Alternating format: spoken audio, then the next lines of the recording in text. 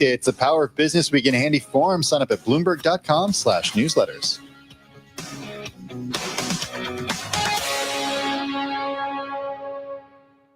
Live business news, breaking global headlines, and conversations with the names that move markets. Listen to Bloomberg Radio on command anywhere you have an Amazon Alexa device. Just say, Alexa, play Bloomberg Radio. How is Africa riding the crypto wave? Why are record coffee prices a double-edged sword? And what do China's economic woes mean for African debt? I'm Jennifer Zabasaja. Join me for Next Africa, a podcast from Bloomberg that offers a weekly dive into one business or economic story from across the continent. Listen to Next Africa on Apple CarPlay or Android Auto with the Bloomberg Business app or wherever you get your podcasts. Imagine home. The smell of coffee, the sound of a lawnmower, the sun's warmth on your face. Free to be yourself, surrounded by love that helps you grow. This is a place to call home. That's an American dream we all deserve. But in 50% of U.S. states, you could legally be denied housing if you are LGBTQ+. Get the facts and hear real stories at lovehasnolabels.com. Brought to you by Love Has No Labels and the Ad Council. Bloomberg Radio, on demand and in your podcast feed. On the latest edition of the Bloomberg Intelligence Podcast, a conversation with John Creekmore, Chief Investment Officer at Creekmore Wealth Advisors, on the markets. You know, it's been so interesting to watch over the last year, especially as we saw more discussion, even last year in the election cycle, about trade imbalance, about different methods to utilize and bring this trade imbalance into probably proper perspective. And one of the ones talked about was the blunt instrument of a tariff. And a lot of folks did not have much knowledge or background of tariffs, except for their remembering of Ferris Bueller's Day Off, and as far as the discussion of tariffs in that movie. And so not real academic there, but all of a sudden then they recognize this could be a big deal for them as far as inflation. It could be a big deal for them as far as overall economic certainty. So we really encourage everybody to take a step back. Let's look at long-term goal objectives. Ask yourself, are you an investor or are you a trader? And then based upon your answer on that, you can make decisions to make money in any environment.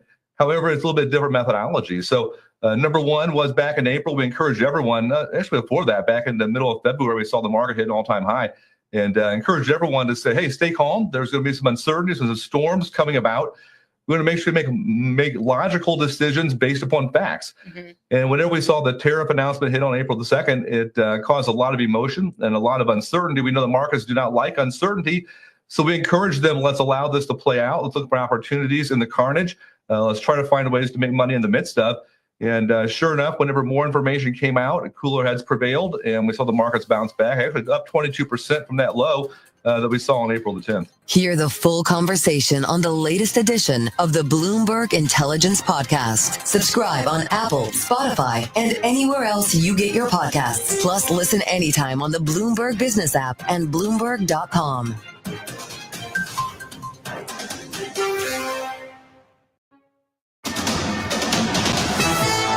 It's 3:21 on Wall Street. We do check markets all day long here at Bloomberg. We've got the S&P 500 index now lower by 0.6% after a 6-day rally. Big tech stocks weighing heavily on trading as traders await fresh catalysts. S&P now lower by 38 points at 59.25.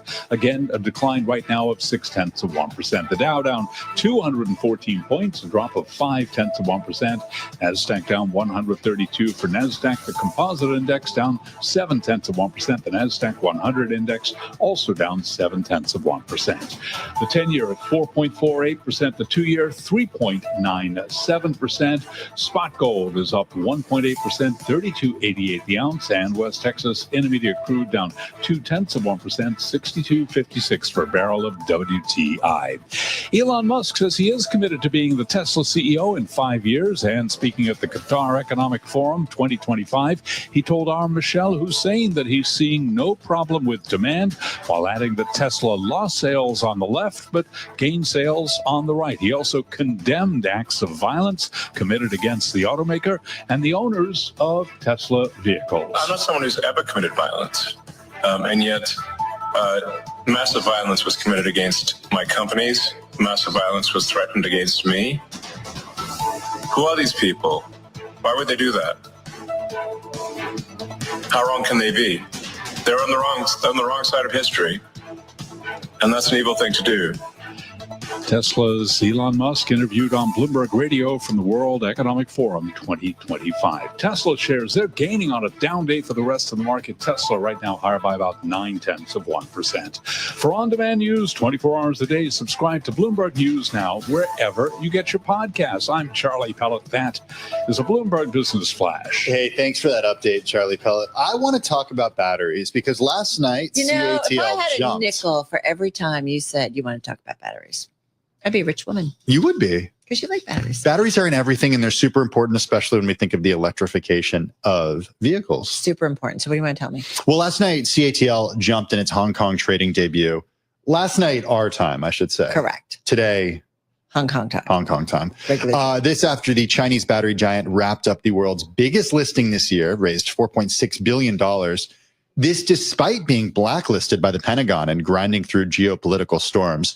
CATL is the largest maker of EV batteries. It supplies batteries to Tesla, VW, Ford, Mercedes-Benz, and more. Our next guest, though, is working on a different type of battery. Siyu Wang is founder and CEO of Factorial Energy. This is a company that's working on solid-state batteries. She joins us from Massachusetts. Siyu, good to have you on the program today. I started out by doing some research when it came to different types of batteries, and I was just thinking to myself, no, I'm just going to have you answer the question for us. If we think about the batteries that are prominently featured in EVs right now, how are these different than the solid-state batteries that you are developing at Factorial? A solid-state battery is like a traditional battery, but instead of using a liquid inside, it uses solid-state or a quasi-solid-state material. And this makes the battery safer, longer lasting, and more powerful because it can store more energy and it's less likely to leak or catch on fire. It's also more efficient and safer for everything from your cell phones to electric cars. Plus, our unique dry coating process makes manufacturing cleaner and more cost effective. So why is it so difficult to make an EV battery a solid-state battery? Well, there are different part of the challenges coming to play. The biggest challenge is scale up. I mean, that has been that's valid for a lot of battery companies, from the first minimal viable product to the manufacturable with a really good quality and cost-effective product. And on top of that is really the supply chain challenges. I think that's definitely a very central to all the battery players in the world.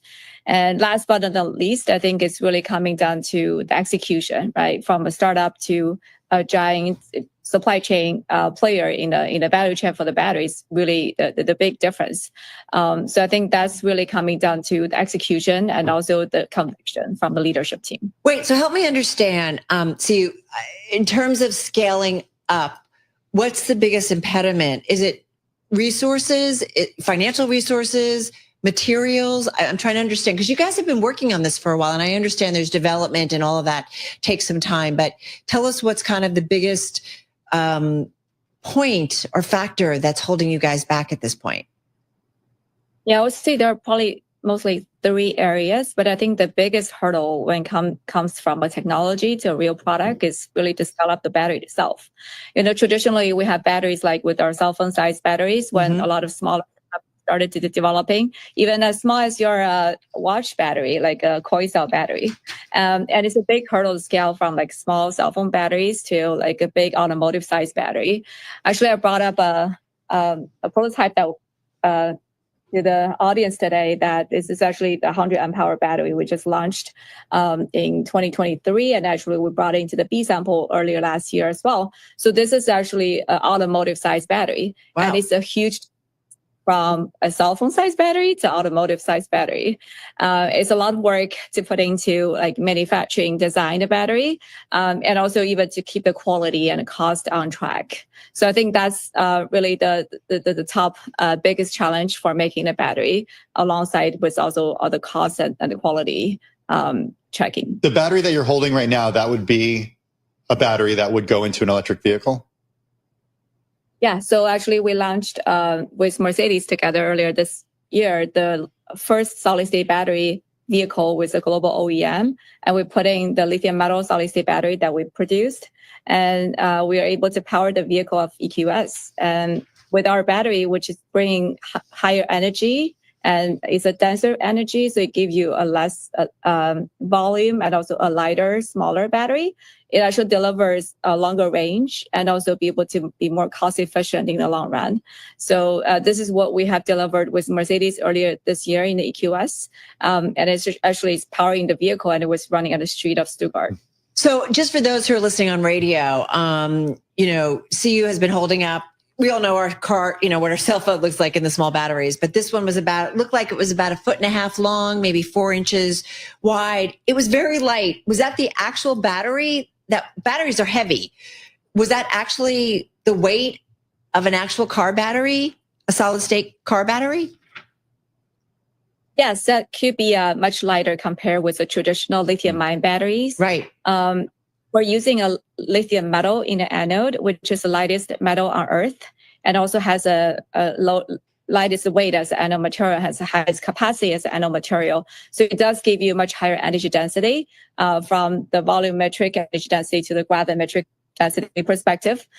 So we're able to enable about 50 to 80% higher energy density compared with traditional batteries. And this means with the same size of battery, you can potentially give you like 20, 30, or even 50, 80% longer range, depends on the integration efficiency. Right. And the same energy battery, you potentially can have like 20 to 30% lighter weight and potentially lower weight and lower volume, as well as a less expensive vehicle compared to what you have today. So kind of win-win here, right? Lighter weight can go further. Hey, one thing, and this is actually coming from the New York Times, which has also written about what you guys are up to. It says that these types of battery cells that are more prone to grow spiky irregularities that cause short circuits. Vast Rich is awaiting a company that can overcome this problem and develop a battery that is durable, safe, and reasonably easy to manufacture. But these spiky irregularities that cause short circuits, is that still an issue, a problem that needs to be overcome? It is a fundamental physics issue when it comes to battery. When it's cycling and it's performing, it does tend to grow these little dendrites over the lifetime of the battery. So the difference between a solid state versus a liquid battery is that we're able to use the solid state material as well as electrolyte to suppress the dendrite growth. So that's little spiky lithium metal or the various materials will be able to be suppressed when it's being grown within the battery system. So it's much lower risk of this short, and also even when it happens, it's much less hazard compared to the liquid battery, because the liquid system is much more volatile when there's a thermal event. What about when it comes to charging and the ease and quickness of charging? Range anxiety gives people, anxiety. What about charging? Yes, I know there has been a lot of buzz, like big buzz around the charging space. I would say for the solid state battery, the charging speed is very good. Right now for our first generation quasi solid state battery, we're able to deliver about 18-minute fast charging from like 10 to 90%. And we can do potentially 15 from like 20 to 80%. So that's very much in line with where the lithium-ion battery does. But one thing to remember is that we do deliver higher energy density, which means it's a longer driving range, even as the same size of battery pack. So with the same minutes of charging, even with the same state of charge, you'll be able to deliver longer range per charge. So it's less about like how many minutes you can fill up the battery, it's about how many miles you can drive per charge. So will you guys manufacture these batteries, what percentage are without fault? In other words, they work? Yeah, that's a really good question. Like people in the industry usually call it yield, which is a very important characteristic to evaluate how much scrap and how much faulty batteries is coming out of the line. So typically for a gigafactory, which is a huge battery factories, you spend like $2-3 billion into this, and that's a state of art is about 95% or higher compared with traditional, like smaller size of the manufacturing presence. And with the pilot line, which is usually about 200-300 megawatt hour line. And if you can get to 70 to 80% yield, is already state of art in the industry. So our line, which is a prototyping line right now, is already over 85% yield from our current production line. What about when it comes to competition? As Carol and I mentioned, there are a lot of companies working on this technology. How do you differentiate yourself from what is out there, what's being worked on by competitors right now, including CATL? And that's a great point. I mean, it's a great thing that solid state has been perceived as the next generation to-go product for batteries. I mean, that's unprecedented. And industry, even among all the top 10 players in the automotive industry, have all seen that this is coming up and it's going to be the immediate next step from the lithium-ion battery. And the challenge for that is like there's a lot of competition around this, including CATL, as you said. Yeah. So our biggest advantage for our battery, first of all, compared with other solid-state players, is that we have been leading the industry with the first. So we were the first one that scaled it up to from a small cell to 100 amp hour solid-state battery. Yeah. And we were the first one past the UN test, which is a very important standard test for shipment with the lithium metal battery. And we were the first one deliver the B sample to a global automotive OEM, which is Mercedes. And we were also the first one announced the demo fleet, and with the Stellantis, that's the first fleet being announced by any solid state player. Got it. Hey, can I just? We're running out of time. 15 seconds. What does this thing cost? Is it more expensive than other batteries? And just really quickly, 10 seconds. It is very cost competitive at the cell level. And then we're believing that it's actually lower cost for the vehicle because it's lighter and safer. Interesting stuff. Hey, stay in touch and let us know how things are going. Siyu Huang, she's founder and CEO of Factorial Energy, a company that's working on those solid state batteries. She's joining us from Massachusetts on this Tuesday. CBS News Brief. It's shaping up to be a very busy tornado season, and Mississippi has been waiting for federal disaster relief for 2 months. People are still hurting, no houses to go into. And CBS's Nicole Skanga reports there are concerns about the approaching hurricane season. When the acting administrator was briefed just last week, he was told that FEMA's not ready for hurricane season. President Trump was on Capitol Hill today pushing fellow Republicans to get behind his budget bill. CBS's Natalie Brand. President hoping that he can seal the deal, at least when it comes to the House. Britain suspended trade talks with Israel today to protest its continuing offensive in Gaza. Prime Minister Keir Starmer. We're horrified by the escalation from Israel. We repeat our demand for a ceasefire as the only way to free the hostages. Israel says more aid was delivered to Gaza today. The UN says none has reached Palestinians. CBS News Brief, I'm Cammie McCormick. Get the news you need to start your day in just 15 minutes. The U.S. and China have agreed to cool off their trade war. President Trump's push to end the war in Ukraine. Wake up with Bloomberg Daybreak U.S. edition. Israeli forces have taken over large areas of Gaza. Aaron Judge, yet another home run. Available now on your podcast feed. Each weekday morning at 6 a.m. Eastern. The Oracle of Omaha eyes the exit. Subscribe to Bloomberg Daybreak U.S. edition on Apple, Spotify, and everywhere you get your podcasts. Bloomberg Radio. Context changes everything. This is Caroline Hyde. And I'm Ed Ludlow. Join us for Bloomberg Technology, a daily podcast focusing exclusively on technology, innovation, and the future of business. We bring you the latest headlines from Silicon Valley and conversations with tech's biggest decision makers. You have to have a pro-innovation mindset. We were partnered with OpenAI. We've all experienced this incredible revolution. Bloomberg Technology. Listen on Apple CarPlay and Android Auto with the Bloomberg Business app and anywhere you get your podcasts. Bloomberg Podcasts. Context changes everything. This is a Bloomberg Money Minute.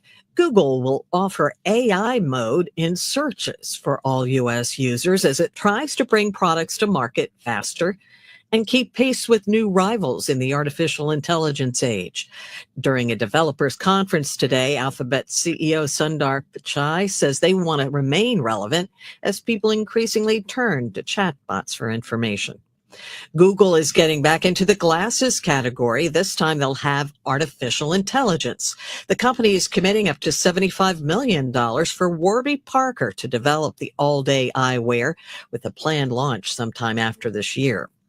The British software company Builder AI, backed by Microsoft, used to be worth millions, but it plans to file an insolvency case after overstating its sales figures to investors. Stocks are lower. They're down between 0.5% and 0.75%. I'm Nancy Lyons, Bloomberg Radio. Bloomberg Radio, on demand and in your podcast feed. On the latest edition of the Bloomberg Surveillance Podcast, Edward Yardeni Research. Higher yields should be bad, but they haven't been bad. We have seen a global bull market in stocks, even though we've seen bond yields increase. Now, my view is that to a large extent, bond yields have normalized. They're back to where they should be. 4.5% is the right bond yield for the U.S. economy. That was the case before the great financial crisis, and I think it's the case against now. Maybe we're getting some excesses in the UK and some excesses in Japan, but if you want to be U.S.-centric, which to be, I think these bond yields are kind of normal, but I do see a risk that there could be a mini debt crisis the way there was in 2023. And in some ways, Tom, I hope there is, because I think now's a good time for a debt crisis to get the attention of the politicians in Washington, that they got to get their act together.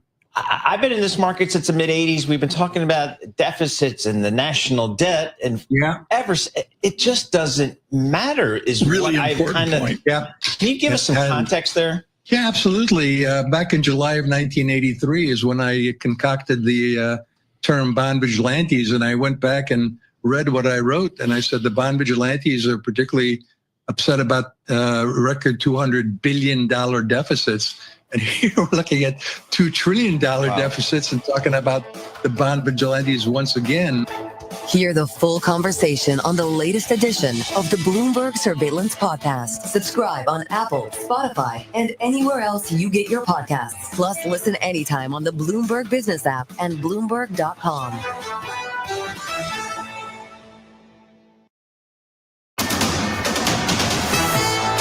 It's 3:40 on Wall Street. We do check markets all day long here at Bloomberg. We have got 20 minutes to go until the closing bell. Yes, a down day, but a big bounce off the bottom. Let's head right over to the first word breaking news desk for today's afternoon call. Here he is, Bill Maloney. And good afternoon, Charlie. That's right. U.S. stocks with a late day fade, but a bounce off the lows. The Dow paring losses to 155 points. S&Ps are still down 29, and the NASDAQ is off by 0.5%. The U.S. 10-year yield is at 4.48%. Gold is in the green. Oil is in the red, and Bitcoin, that's higher by 1%. Among the main 11 S&P sectors, only utilities, healthcare, and consumer staples were in the green. Tech and telecom were under pressure. And leaders to the upside in the Dow, UNH and Boeing, while American Express led to the downside.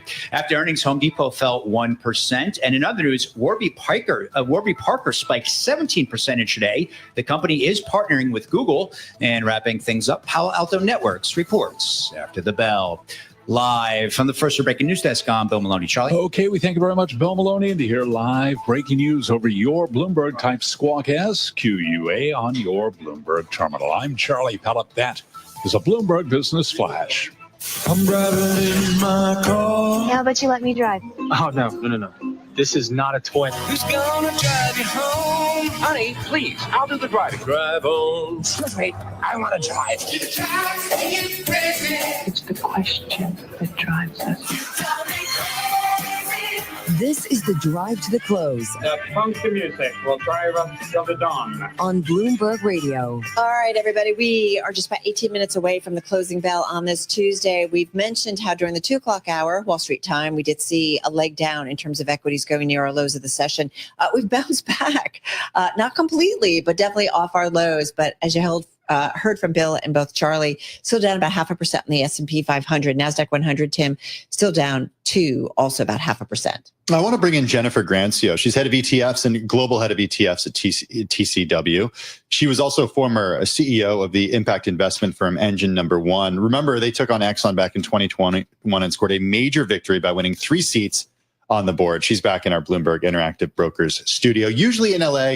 Spent a lot of time on the road. We are happy to see you here in New York. How are you? I'm great. Well, it's good to have you with us. Carol and I were talking a little earlier about sort of the strangeness of the market since, quote unquote, I guess the April 8th so-called Liberation Day low. What do you make of what's happened over the last 6 weeks or so? Because we are pretty close to all-time highs on the S&P 500. Yeah, I mean, it's an interesting question. I think everybody wrestles with the same question. From an equity perspective, we actually at TCW are doing concentrated fundamental portfolios. So we're looking for opportunities, high quality management teams, quality revenue, growth through trends like how we use energy and electricity and supply chain reshoring. So we like the names we have in the portfolios. We think it's a good time for people to be investing. At the same time, we're a big bond investor. And so when we are managing the core bond products, one of the ETFs there that's done very well is Flexer. And when we're managing that, we're a value investor. So we took advantage of the volatility in credit spreads in particular, drove a lot of alpha for clients looking back a couple of weeks. But in the bond fund, we're still being cautionary. We want to be positioned so if the economy does slow, we're doing the right thing for investors. What kind of visibility do you feel right now that you have on the outlook? I think it's uncertain. Yeah. And we just don't know. And we have data. We have this debate internally within TCW all the time on to what extent is it slowing? How many rate cuts will there be this year? We don't have the answer. But in the bond part of the portfolio, we think people should be positioned with an active manager so that we're managing that for them as things unwind. I think one thing that we've been thinking a lot about is really and we'll talk about some of these ETFs in just a second, but from a big picture perspective, and Eric Weiner from our equities team was just in here talking about how professionals that we've reported on are still kind of thinking about this other shoe that's going to drop. There's just around the corner, there could be some sort of big risk, whether it's trade related, whether it's related to the economy. What do you see as the risks out there right now? I think from a tariff perspective, it's come back a lot, but tariffs that are in the low double digits rather. I mean, that's still a big tax on the consumer. So we're watching that. It's better. They're lower. They're a little bit more reasonable, but we don't know how much of an impact that will have on the consumer. So that's probably the main thing we're watching. And we're looking at everything. We look at employment data. We look at the earnings calls to see what consumer companies are thinking. That's funny because I thought, I mean, when we were talking to Eric earlier, it was like, yeah, we were waiting for the companies reporting earnings for the most recent quarter to talk about the impact. And certainly a lot of them did, but we didn't necessarily see the equity market reaction that I think people thought they would. Like the concern is, okay, maybe it's happening now rather than in the last quarter. Well, it does feel like if we're going to see things like the tariff impact, it's not necessarily showing up in the statistics, right? And as you said, Tim, like in the earnings reports, that's maybe a second half thing. And we've got to kind of wait and see for that. And yeah, that's right. And that's why we think we have to be careful from a portfolio positioning perspective. Jennifer, I want to ask you, I know I probably do this before, but I'm always curious about flows, where you see investors moving in and out of at this point, because obviously it's been an interesting, 4 weeks, 6 weeks. And I'm just curious how much movement was going on. Yeah, I mean, I think at a wealth and retail level, what we've seen is a lot of money rebalancing back towards equities. So people certainly moved right back into equities. They really did. So we've seen that completely. The money that came out, they've taken money out of cash and other things and put it back in equity. And then in our shop, a lot of what we do are these thematic or complementary equity strategies. And so some of them have done very well. I mean, they've done great from a performance perspective in terms of beating the S&P, but from a flows perspective, we've seen money come into high quality company, defensive growth, GROW is the ETF there, as well as into powered, which is the energy system transition product. I mean, that has been such a dominant theme. I mean, I was asking before we got going, Tim, if you were at Milken. And I mean, that was one of, despite all the uncertainty and tariff conversations, one of the things that seemed to be, again, beating the drum was that of the AI play and the energy that's going to be needed. That build out was still happening. And is that what you're talking about? For sure. Yeah. And so from an investment perspective, the way that we're managing products that people can come into, we have an AI product we have for a very long time, as well as the powered ETF strategy, which are a way to get access to that theme, but we think don't do it in a way that is too narrow. In both trends, how companies use AI, how companies get power and use electricity, we're very early innings on these mega trends. Can I just say powered is up almost 20% over the past month, up about 11% year to date. Jennifer, how would you characterize the flows that you've seen in the last 6 weeks or so? Would they be more defensive or more oriented toward growth in your view? It's somewhere in between. You're is the seeing real both. answer. We're seeing both, and then in the fixed income side of the business, so with Flexer, which is total return bond fund, but also has a very strong income target, it's yielding around 6%. We've seen very strong flows there. So from a portfolio perspective, it certainly doesn't feel like people are doing one thing or the other. They're just topping up positions. How's it yielding 6%?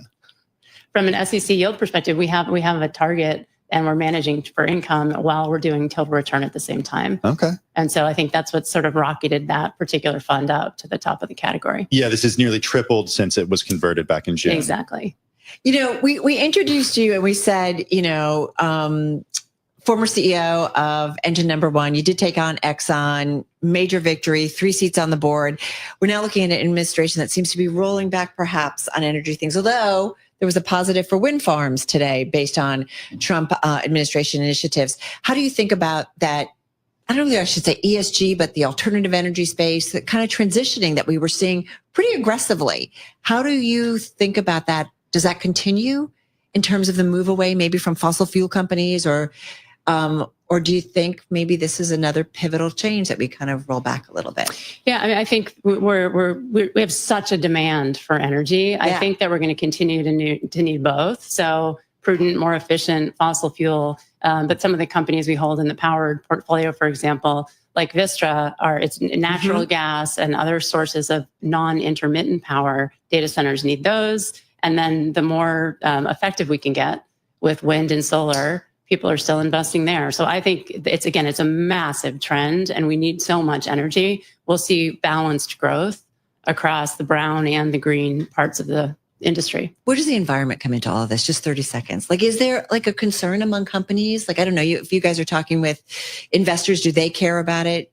Do CEOs, leaders, and forgive me, just got about 20, 25 seconds. Yeah, I think from an environmental perspective, I think both asset owners like public pension funds and sovereign wealth funds, as well as CEOs of companies, care about these issues. But we're having a conversation that's based on financial metrics and long-term outcomes. Okay, so that plays into it in a big way. So good to have you in studio. So good to see you. Be well, be well. Jennifer Grancio, head of ETFs and global head of ETFs over at TCW, right here in New York. Get the Bloomberg Business Week newsletter, BW Daily, delivered to your inbox every weekday. It's the power of Business Week in a handy form. Sign up at Bloomberg.com/newsletters.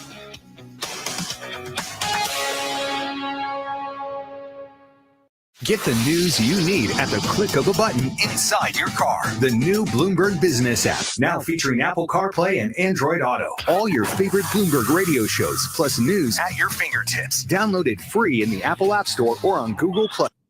This is a Bloomberg Money Minute. Consumers appear to be tired of inflation, high interest rates, and tariff uncertainty, and it's showing up in the latest Axios Harris survey of how corporations are viewed. Among the top 100 index of companies, more declined, about 46%, than improved, 37%. Consumers criticized businesses for capitalizing on tariffs to pad their profit margins. The company with the best reputation, Trader Joe's. Home Depot says it has no plans to raise prices due to tariffs. During an earnings call today, executives said they believe the worst has passed, so it's keeping its full-year guidance. Time magazine is out with its first Time 100 list of most influential leaders in philanthropy. Among those making the cut, Prince William and Catherine, Princess of Wales, Oprah Winfrey, Chef Jose Andres, and athletes David Beckham and Steph Curry. Heading toward the close, stocks are down between 1.5%. I'm Nancy Lyons, Bloomberg Radio. Catch up with the biggest names in business. Listen to Bloomberg Podcasts, The Circuit with Emily Chang. I speak with JP Morgan CEO Jamie Dimon. Odd Lots with Joe Weisenthal and Tracy Alloway. Austin Goolsbee, the Chicago Fed president. And Bloomberg Wall Street Week with David Weston. The discussion with BlackRock's Larry Fink. Listen on Apple CarPlay or Android Auto with the Bloomberg Business app and anywhere you get your podcasts. We have the perfect guest for this topic. Bloomberg Podcasts. Context changes everything. A warming planet, complex geopolitics, and fierce competition means business operations are under more scrutiny than ever before. Returning to London this June, the Bloomberg Sustainable Business Summit is uniting leaders and investors to explore how sustainability efforts can bolster resilience and mitigate risk. Learn more at bloomberglive.com/SBS London. That's bloomberglive.com/SBS London. Presenting sponsor, Schneider Electric. When news breaks across the globe, Bloomberg Radio is there. From the Middle East, the fragile ceasefire between Israel and Hamas is over. To Europe, Keir Starmer and Donald Trump have discussed trade. And anywhere in the world news happens. Well, let's go now to the climate talks in Dubai. It's a luxury reporter in Paris. Bloomberg's Stefan Kufner has more from Ecuador's capital. Listen on Apple CarPlay or Android Auto with the Bloomberg Business app. And always on Bloomberg Radio. Context changes everything. This is Bloomberg Business Week Daily with Carol Nasser and Tim Stenovec on Bloomberg Radio. All right, everybody, coming up on 7 minutes until we wrap up this trading day on this Tuesday, May 20th. Stocks have been bouncing around. We're definitely off our lows of this session, definitely off our highs of this session. Down across the board, we've seen a little bit more of a risk-on trade once again. Still just down about 26 points on the S&P 500, so just a little bit lower here. NASDAQ 100 just down shy of 100 points. So again, a little bit of a negative tone, just pulling up on the S&P 500. And we're looking at most names to the downside, 352 names lower in the S&P 500, 152 to the downside, upside, excuse me. So again, more of a risk-off trade. We're going to head over to our TV colleagues in just a moment and count you down to the close on this Tuesday. A little bit of earnings, too, after the closing bell that we'll be breaking down as well. What's on your radar? Oh, interesting way to ask that. It's a radar thing? Yeah. Transportation Secretary Sean Duffy said the U.S. Federal Aviation Administration, also known as the FAA, will release a plan today to reduce flights at Newark Airport after systems outages and a staffing crunch pushed the agency to slow traffic over the last several weeks. I mean, okay, finally getting there. Yeah, the plan may include a maximum of 28 arrivals per hour at Newark through June 15th, 34 planes per hour outside of that construction period until October 25th. FAA is also taking steps to update systems over at Newark, including upgrading infrastructure and boosting staffing to address the issues. Yeah. It's unclear, too, though, if this forthcoming plan will be a final decision by the FAA. This is a big deal. Previously said it would finalize the issues at Newark Airport are a really big deal. At the airport no sooner than May 28th. And I'm not just saying that because we live in the New York City area. I'm saying that any airport that has an issue that's a hub for one of the three major U.S. airlines, it's a big deal. Creates this like domino effect around the country. We've seen that play out. Not an expert, but my husband used to fly a plane and he's coming in and out of some of the big airports. This is years ago, but he constantly looks at like the flight and the planes that are up in the air, and he's like, look at how crowded it is in the New York metro area. He's my kindred spirit. He is, I know. He's just like, he is. And everybody gives me a hard time about looking up the planes in the sky. But he's also like, look at how congested it is. Like, I think there's a point where maybe, his argument is, I mean, again, he's just a smart dude, but that's, but I'm just saying, like, there's a point that maybe we have too many flights in the air. Like maybe there is something bigger going on. What's the solution, though? Well, maybe you have to cut back on the flights. Maybe people have to adjust to a smaller or pared down schedule. Okay, so the FAA on Friday, after they met for 3 days with airlines, proposed a maximum of 28 arrivals per hour at Newark through June 15th.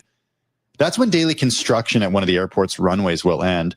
That rate would also apply to Saturdays through the end of the year. Outside of that construction period, 34 planes would be allowed to land each hour until October 25th. So that's more than a plane every other minute.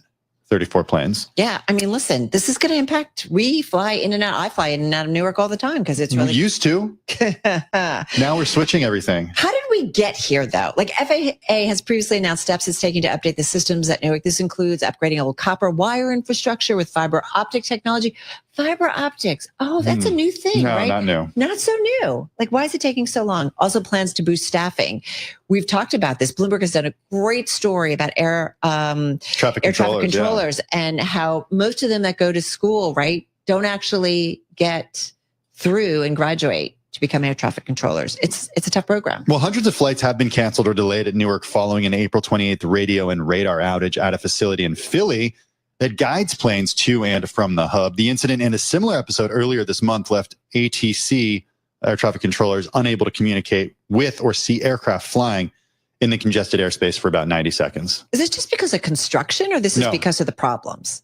No. Because they keep talking about this construction. Like, is that to fix stuff? Or is that something They're else? doing runway construction. So it says that that's separate. That's not like that's separate. No, this is not related to, but they're always doing construction at these things. Like you go to any major airport, they have to update things all the time. These things get a lot of use. Houston, Newark, we have a problem. We have a problem. Just going to say that. All right, folks, just got about 2.5 minutes to go until we count you down to the close, bring you to the close on this Tuesday. Heading over to our TV colleagues. That's because the closing bell starts right now. Broadcasting 24 hours a day at Bloomberg.com and the Bloomberg Business app. This is Bloomberg Radio. The Closing Bell, Bloomberg's comprehensive cross-platform coverage of the U.S. market close starts right now. And right now, we are 2 minutes away from the end of the trading day. Romaine Bostic here with Alex Steele, taking you through that closing bell, a global simulcast. It starts right now. Scarlett Fu in the TV studio, Carol Massar, Tim Stenovic in the radio booth. Welcome to our audiences across Bloomberg Television, Radio, and our partnership with YouTube. Another sort of middling day in the markets, Carol Massar, but this time, unlike yesterday, it's firmly to the downside. Yeah, exactly. I mean, bouncing around here. We were talking with our Eric Weiner here at Bloomberg News, who covers the markets, and he said some of that downturn that we saw in the 2 o'clock hour had to do with some of the comments that Elon Musk said on a competing network about robo-taxis and kind of prioritizing that. That's an expensive cost. There's a lot of questions to be figured out by that. So his take was that maybe there was some nervousness in the market. Keep in mind, Tesla's about 2% of the S&P 500 and more than 3% of the NASDAQ 100. So possibly putting some pressure there. Yeah, I mean, earlier in the session, Tesla was higher by as much as 3.8%. Almost 4%. Yeah, so that was pretty big. Yeah. Then it moved lower. Now it's, just about half a percentage higher. But 6 of the 7 other Mag 7 stocks are actually lower right now. NVIDIA and Apple dragging the index down.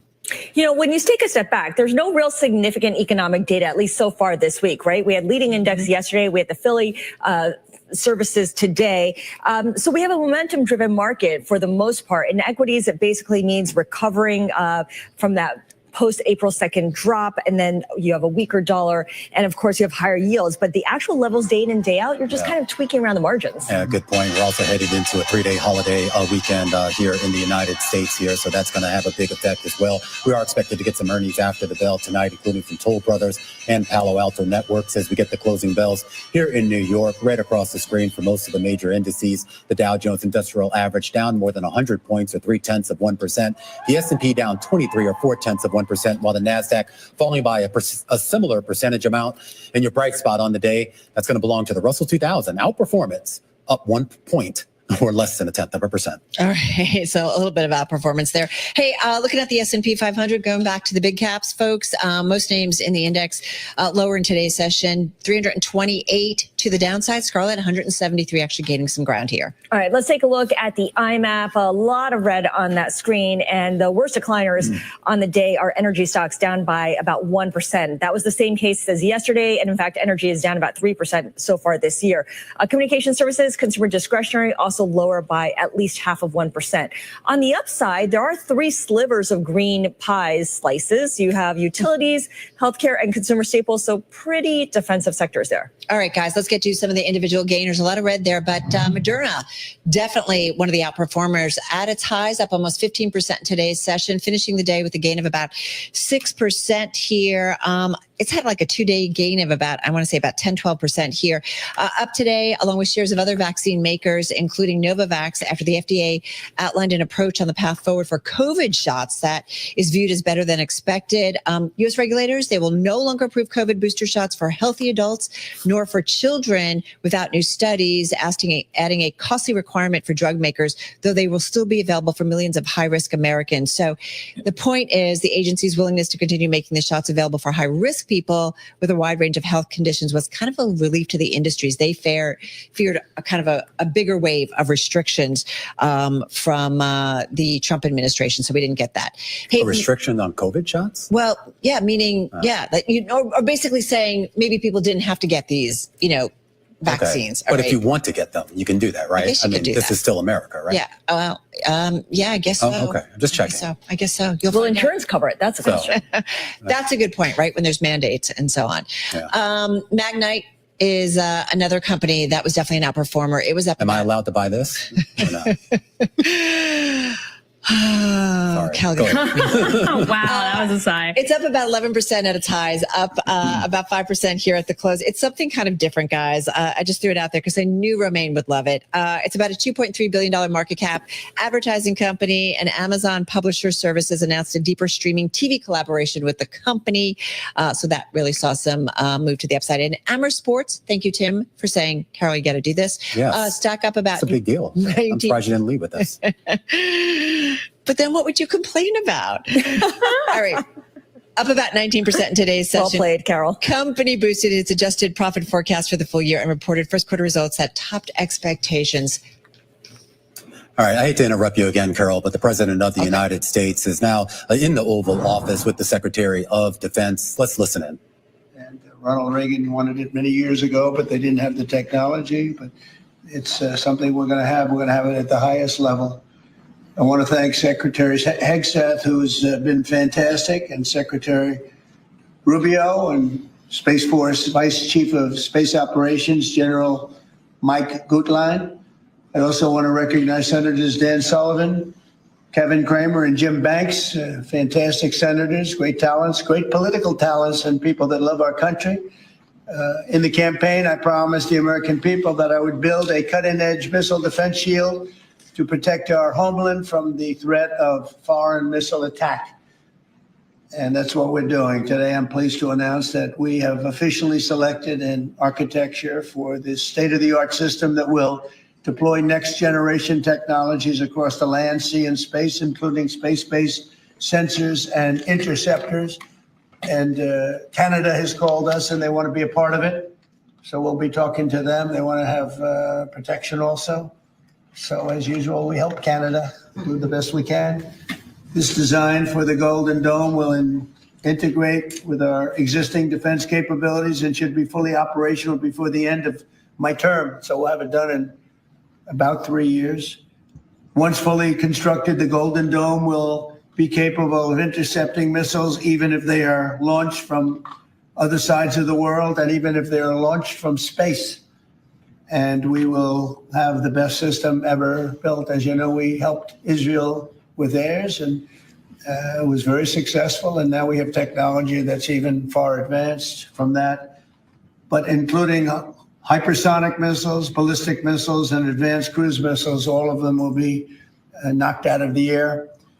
We will truly be completing the job that President Reagan started 40 years ago, forever ending the missile threat to the American homeland, and the success rate is very close to 100%, which is incredible when you think of it. You're shooting bullets out of the air. I'm also pleased to report that the One Big Beautiful Bill will include $25 billion for the Golden Dome to help construction get underway. That's the initial sort of a down deposit. And we have probably, you're talking about, General, we're talking about $175 billion total cost of this when it's completed. This afternoon, I'm also announcing that I will appoint, very importantly, General Gutlein to lead the ambitious new effort as the direct reporting program manager for the Golden Dome. Very talented man, and I'm very honored to have been the one that helped to have really created Space Force. Space Force has turned out to be a tremendous success. We were third in space, and now we're number one in space by a lot. It's not even close. And Mike is a 4-star Space Force general, the recipient of the Defense Distinguished Service Medal, one of the most respected people in the world having to do with defense. You know, we have offense and we have defense. I'll bet he's good at offense too. And he is an unmatched background in missile warning technology and defense procurement. General Gutlein also knows that we need to move fast. No one is more qualified for his job, and everybody, this was a universal acceptance of General Gutlein. Everybody that knows him and knows everybody else, they said there's only one man for the job, so I have a feeling we have the right guy. But now I'd like to invite Secretary Hegseth and the General to please say a few words and describe the system a little bit. And we appreciate you being here. The press has really been very fair over the last period of a couple of months. I don't know what happened to you. It was so much more exciting the other way. but you've been very, very fair. We have very high poll numbers, the highest we've ever had. And I think we're doing a great job. We had a tremendous trip to the Middle East, as you know. It was a really amazing trip.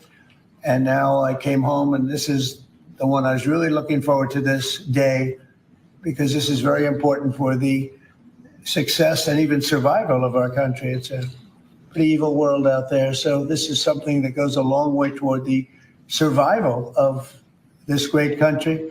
And as I said, we'll be discussing Canada. They want to hook in, and they want to see if they can be a part of it. That sort of makes sense. I guess that's what I was talking about from day one. You know, it just automatically makes sense, and it won't be very difficult to do, but they'll pay their fair share. Thank you very much, everybody. And Pete, go ahead. Well, Mr. President, add this to the long and growing list of promises made and promises kept. We're listening to Pete Hegseth, Secretary of Defense, live from the Oval Office with President Trump. It's a generational investment in the security of America and Americans. Mr. President, you said we're going to secure our southern border and get 100% operational control after the previous administration allowed an invasion of people into our country. President Reagan 40 years ago cast the vision for it. The technology wasn't there. Now it is, and you're following through to say we will protect the homeland from cruise missiles, ballistic missiles, hypersonic missiles, drones, whether they're conventional or nuclear. It's not lost on me, sir, also that you had the vision to start the Space Force. And here we are when the others said we didn't need it.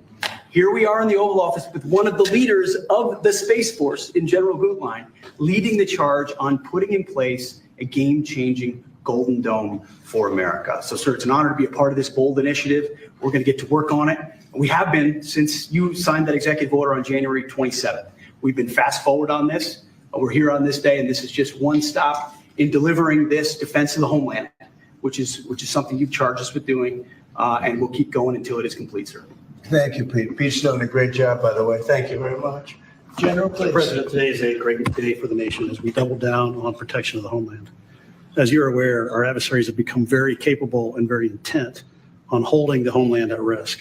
While we have been focused on keeping the peace overseas, our adversaries have been quickly modernizing their nuclear forces, building out ballistic missiles capable of hosting multiple warheads, building out hypersonic missiles capable of attacking the United States within an hour and traveling at 6,000 miles an hour, building cruise missiles that can navigate around our radar and our defenses, and start doubling down on the protection of the homeland. Golden Dome is a bold and aggressive approach to hurry up and protect the homeland from our adversaries. We owe it to our children and our children's children to protect them and to afford them a quality of life that we have all grown up enjoying. Golden Dome will afford that. I greatly appreciate your trust in me and your nomination in me and your trust in the team to deliver this. It is a great day for America. And also that was Michael Gutlein, General Michael Gutlein, Vice Chief of Space Operations for the United States Space Force. Is really near what we have. So this is a very exciting project. This is something that will, the general said close to 100% protection. So that's something we need. I think it's a very, and everything's going to be made in the USA, by the way, very importantly. So it's something that I've been looking forward to for a long time. And I just noticed you too, Jim, you're standing there, and behind you is a very important document, Declaration of Independence. And that was in the vault for many decades right under this area. I have vaults with pictures on top. You have Abraham Lincoln. You see that was the original Abraham Lincoln, the original Washington. And does everybody know who the middle was? General Grant. And so it's very exciting. You look over here, and above Ronald Reagan, you have Thomas Jefferson. That's Monroe from the Monroe document. And you know who that is, right? Andrew Jackson. So we have a lot of very exciting pictures, and on the other side, likewise, some great presidents and great people. And many of these, because people were asking about them, many of them, almost all of them, were in the vaults or nearby, but generally in the vaults downstairs, where we have some great. So it's very exciting. The place has become a little different than you first saw it, Jim, right? Yes, much better. A little bit different, it's slightly better. But to think we had them, and some were in the vaults for over 100 years. So it's pretty cool stuff. Everybody knows Jim Banks. He's a great congressman, and now he's a great senator from Indiana. And you might want to say a few words. Well, your legacy with Space Force, Mr. President, is already big, but the Golden Dome is going to be an even bigger legacy for our country. And Indiana is going to help you make it. Right. The space satellites that are made in Fort Wayne, Indiana by L3 Harris, all the work done at Crane Navy Base in southern Indiana is going to be a big part of it.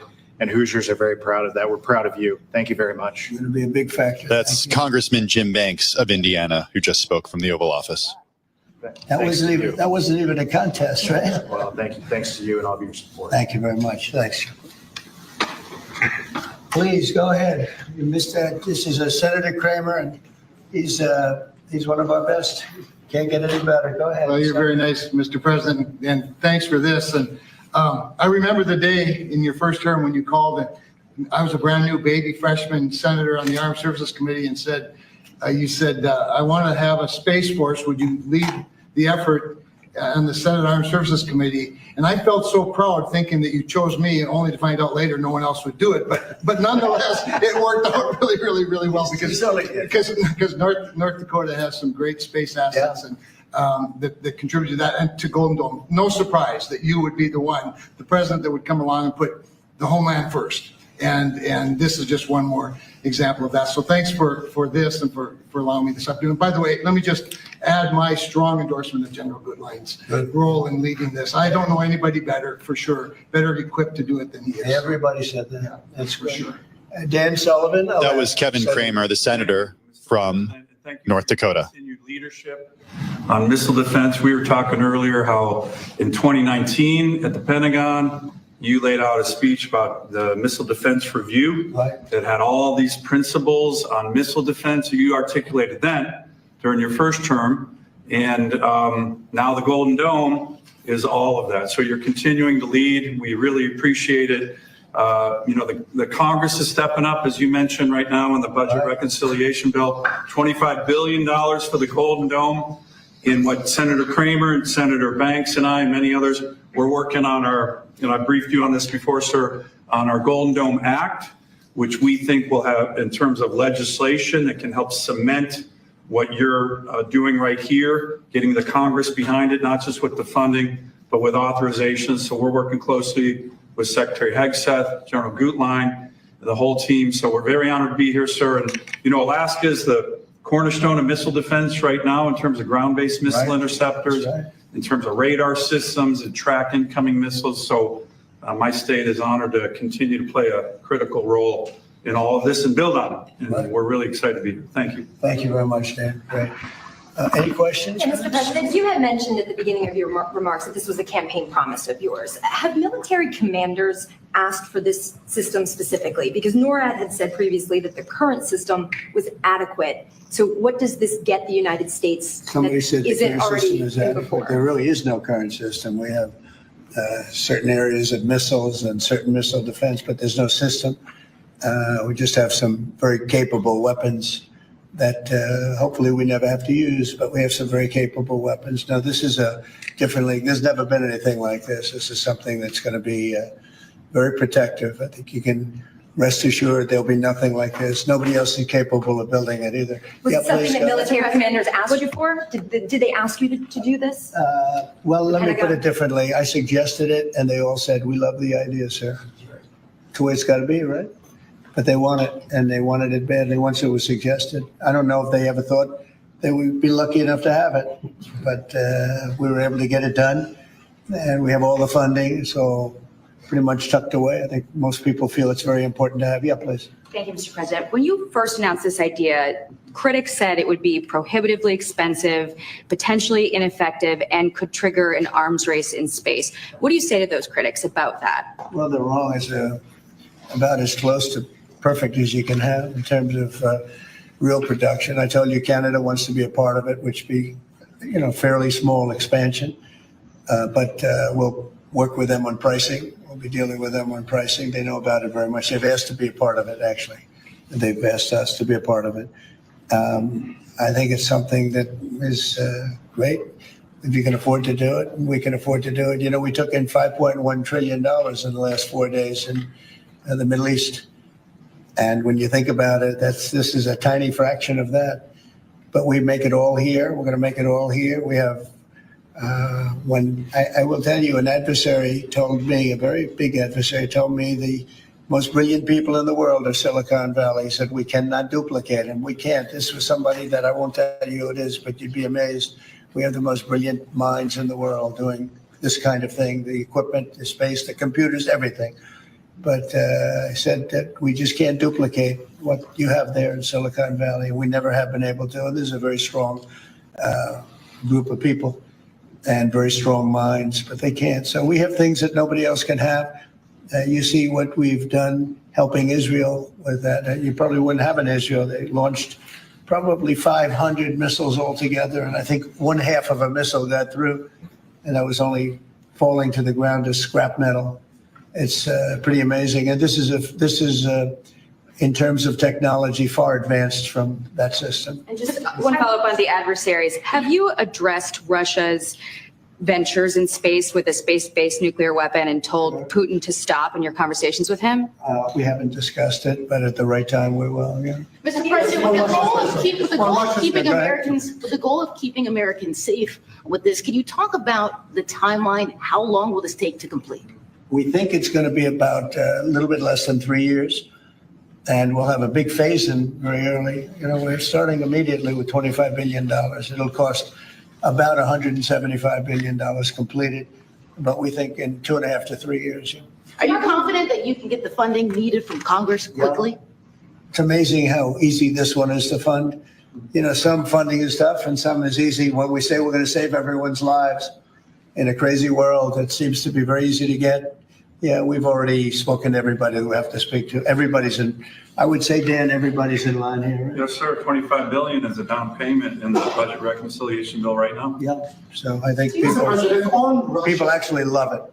Mr. President, on Russia, are you worried about the reports on a military buildup along the borders towards Finland and Norway?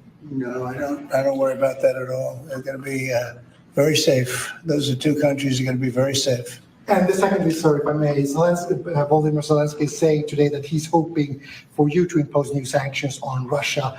Are you considering that? Well, that's going to be my determination. That's going to be nobody else's determination. We'll see how Russia behaves. We see what's going to happen. You know, we have a pretty critical time right now. I had a talk yesterday for 2.5 hours with President Putin, as you know. I also spoke to all of the European, or to many of them, leaders, but they were representing the whole.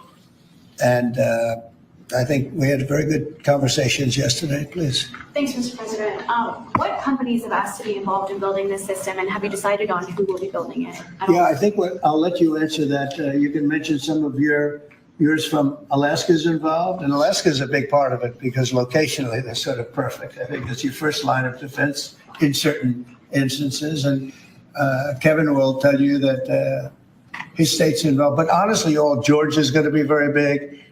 Florida is going to be very big. They're all going to be very big. Jim, do you want to talk about Indiana? Yeah, in Fort Wayne, Indiana, where I live, we make all the space satellites at L3 Harris. Across the board, we're the top manufacturing state in the country. By the way, the tariffs have been very good for auto manufacturing in Indiana. So good.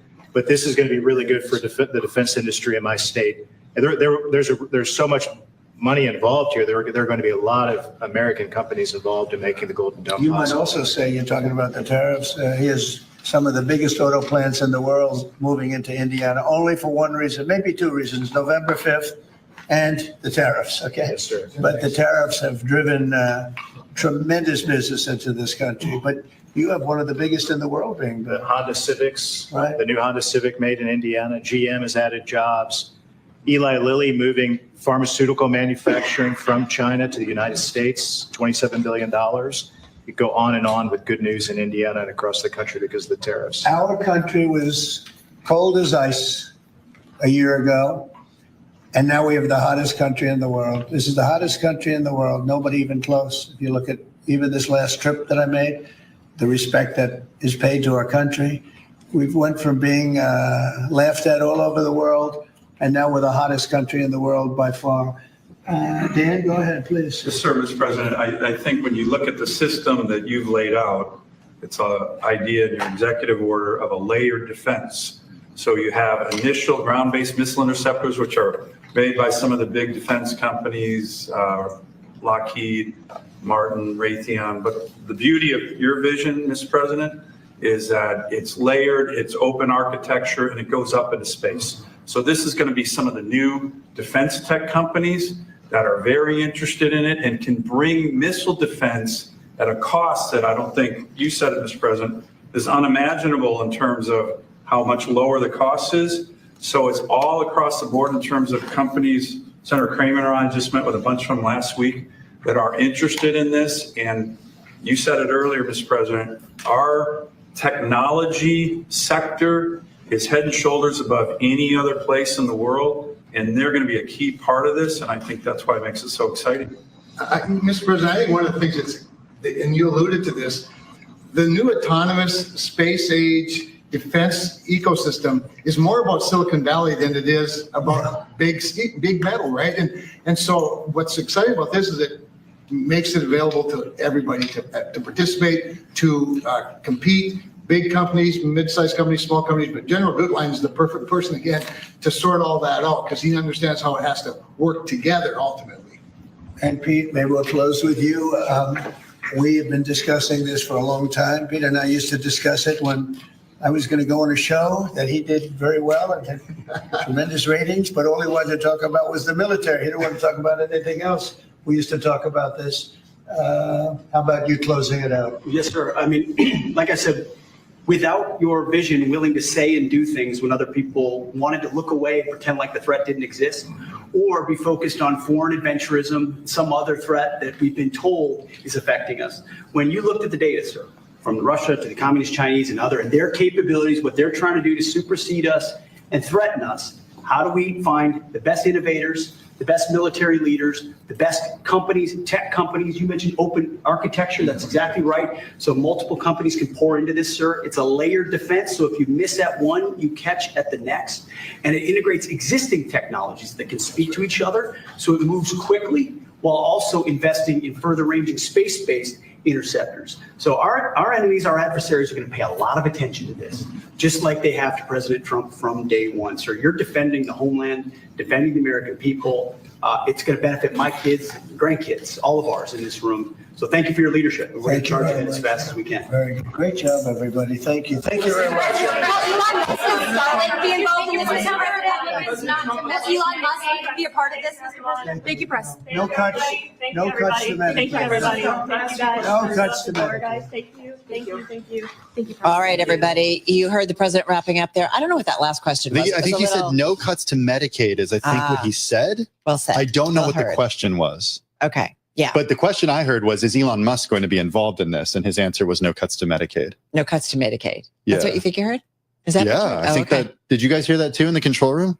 Okay. So the question So was, maybe we were picking up a different question near a different microphone than the president heard. yeah, kind of interesting, like a bunch of questions at the end. Hey, listen, you're listening and watching Bloomberg Business Week daily. Carol Master, Tim Stenovic, if you're just joining us, we do want to remind you that, of course, the market has now been closed for 25 minutes. And we did finish with the major equity averages off their highs and lows of the day, but still down about 23 points on the S&P 500, down, Tim, 0.4 of a percentage point. Similar decline, almost down 4% on the NASDAQ 100, decline of about 80 points. So some bouncing around here. Yeah, that was kind of the trade. A little bit of a risk-off trade. Risk-off trade. We also heard from the president right when the markets closed. The big news is about the Golden Dome. The president says that it will be operational in 3 years. He vowed that a Golden Dome missile defense shield would be fully operational by the end of his term. He said it would be able to protect the U.S. from threats including ballistic missiles, hypersonics, and advanced cruise missiles.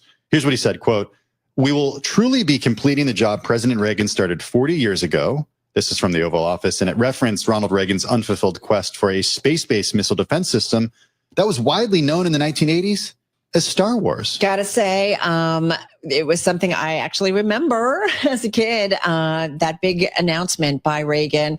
And it was, to be kind of this massive spending program, but to build kind of a Star Wars like defense system in the sky. That was during the Cold War. It was during the Cold War. Of tension. I wouldn't say the height of tension, but during a time of very much tension. Tense. It was in the Cuban Missile Crisis, but it was pretty tense, right? All right. I know someone who knows about this better than we do. Bloomberg National Security Team Leader Nick Wadham sitting by in D.C. I don't know, Nick. We get so much out of the White House. I'm curious about this plan. What struck you in terms of the president's announcement? Sitting there, of course, and talking about it with the Defense Secretary as well, Pete Hegseth. Well, the big thing is that the president has essentially set a timeline. I mean, he said this would be operational by the time he leaves office, so in about 3 years. But the technology at the heart of this system, the idea of space-based interceptors, is still totally unproven. So, the U.S. is capable of intercepting some ground-launched missiles and does have some ability to knock down incoming threats. But the threats that he really listed and the idea that they have of developing this network of interceptors in space to be able to neutralize threats before they even threaten the United States is completely unproven and a massive gamble. Mm-hmm. The other element of it, he said that the system would cost $175 billion overall, but the Congressional Budget Office has estimated that it's going to cost about $542 billion over 20 years to develop and launch the interceptors. So, no surprise that the president would have a lower cost and a truncated timeline, but that's out of whack with what experts at even the Congressional Budget Office say are realistic. Okay, that's a good point, Nick. I'm also wondering, too, about the risk, or the threats, rather, that this protects the United States from. As Carol and I were talking about, the Star Wars program was during the Reagan administration. That obviously did not end up happening, but it was at a time when the U.S. and the Soviet Union were locked in the Cold War. I'm just wondering about the threats that the U.S. faces right now. And look, nobody can see the threats in the future, but what is out there that he's so concerned about?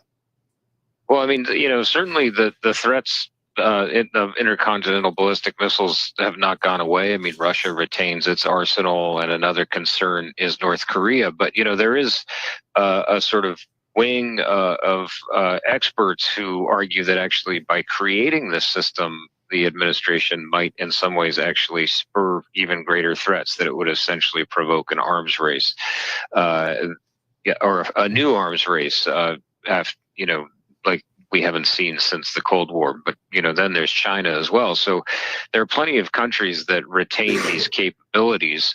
And the question is whether trying to put a system like this in place will only lead them to advance those capabilities or make it so that they can't be intercepted. So there are all sorts of sort of practical questions around this system, but also strategic ones as well, that you may actually be spurring innovation by your adversaries. Nick, why is he doing this? Why is he doing this now?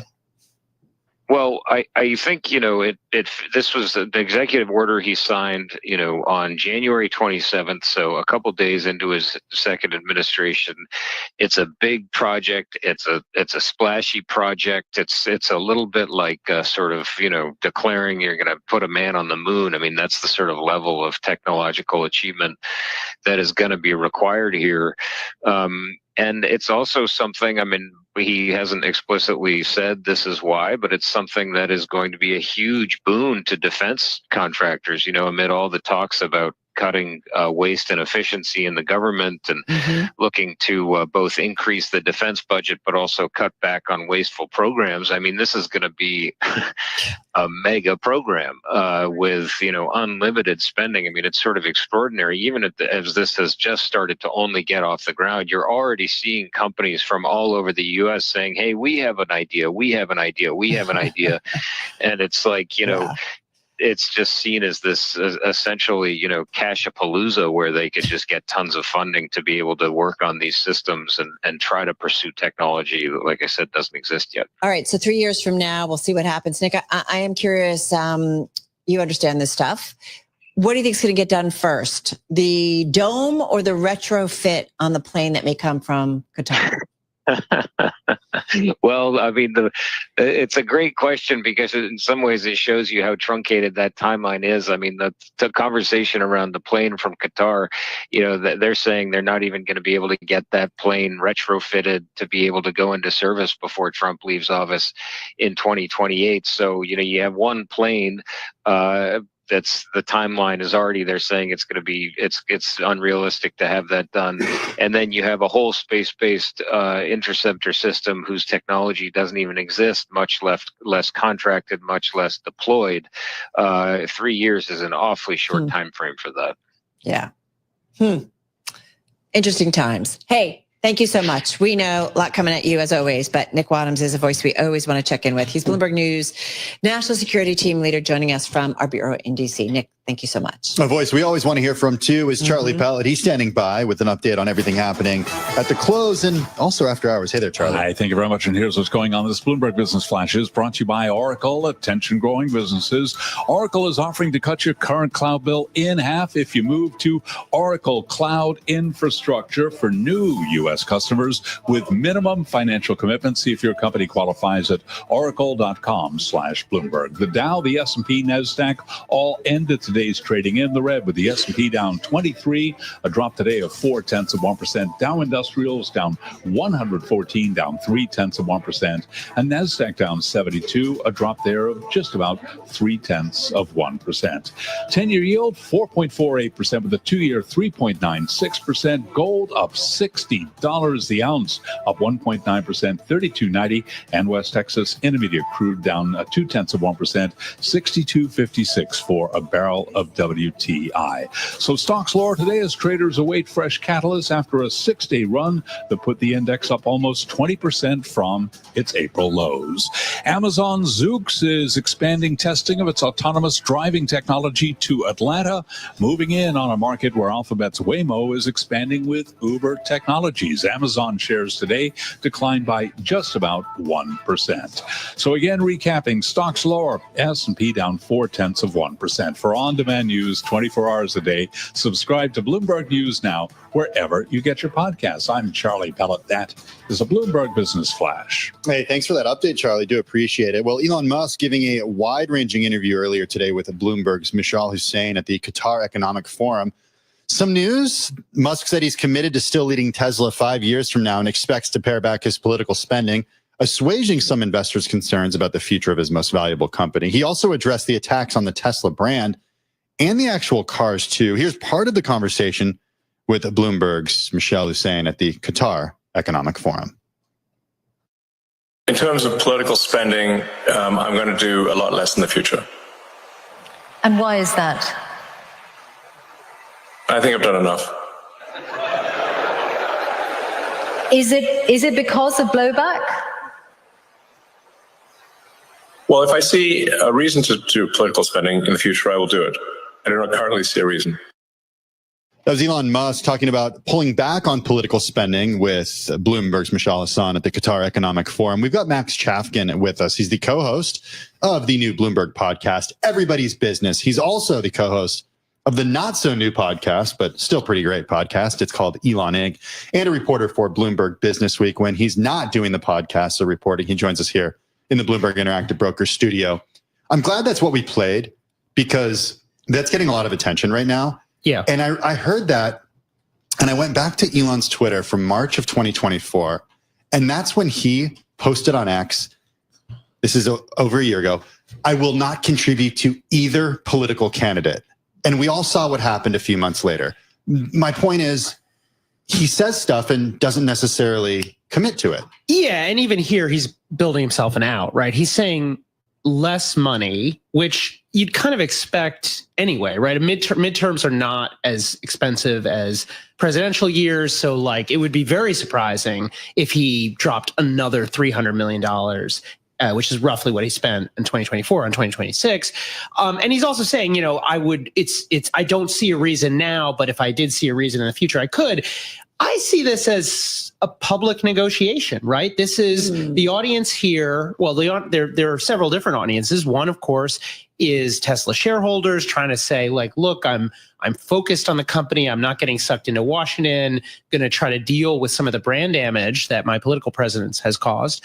But of course, the other audience is Republicans, right? He's putting it out there that if they want money from him, they're going to have to do stuff. And there's lots of stuff that has happened in Washington since Donald Trump took office that I think has made Elon Musk really happy.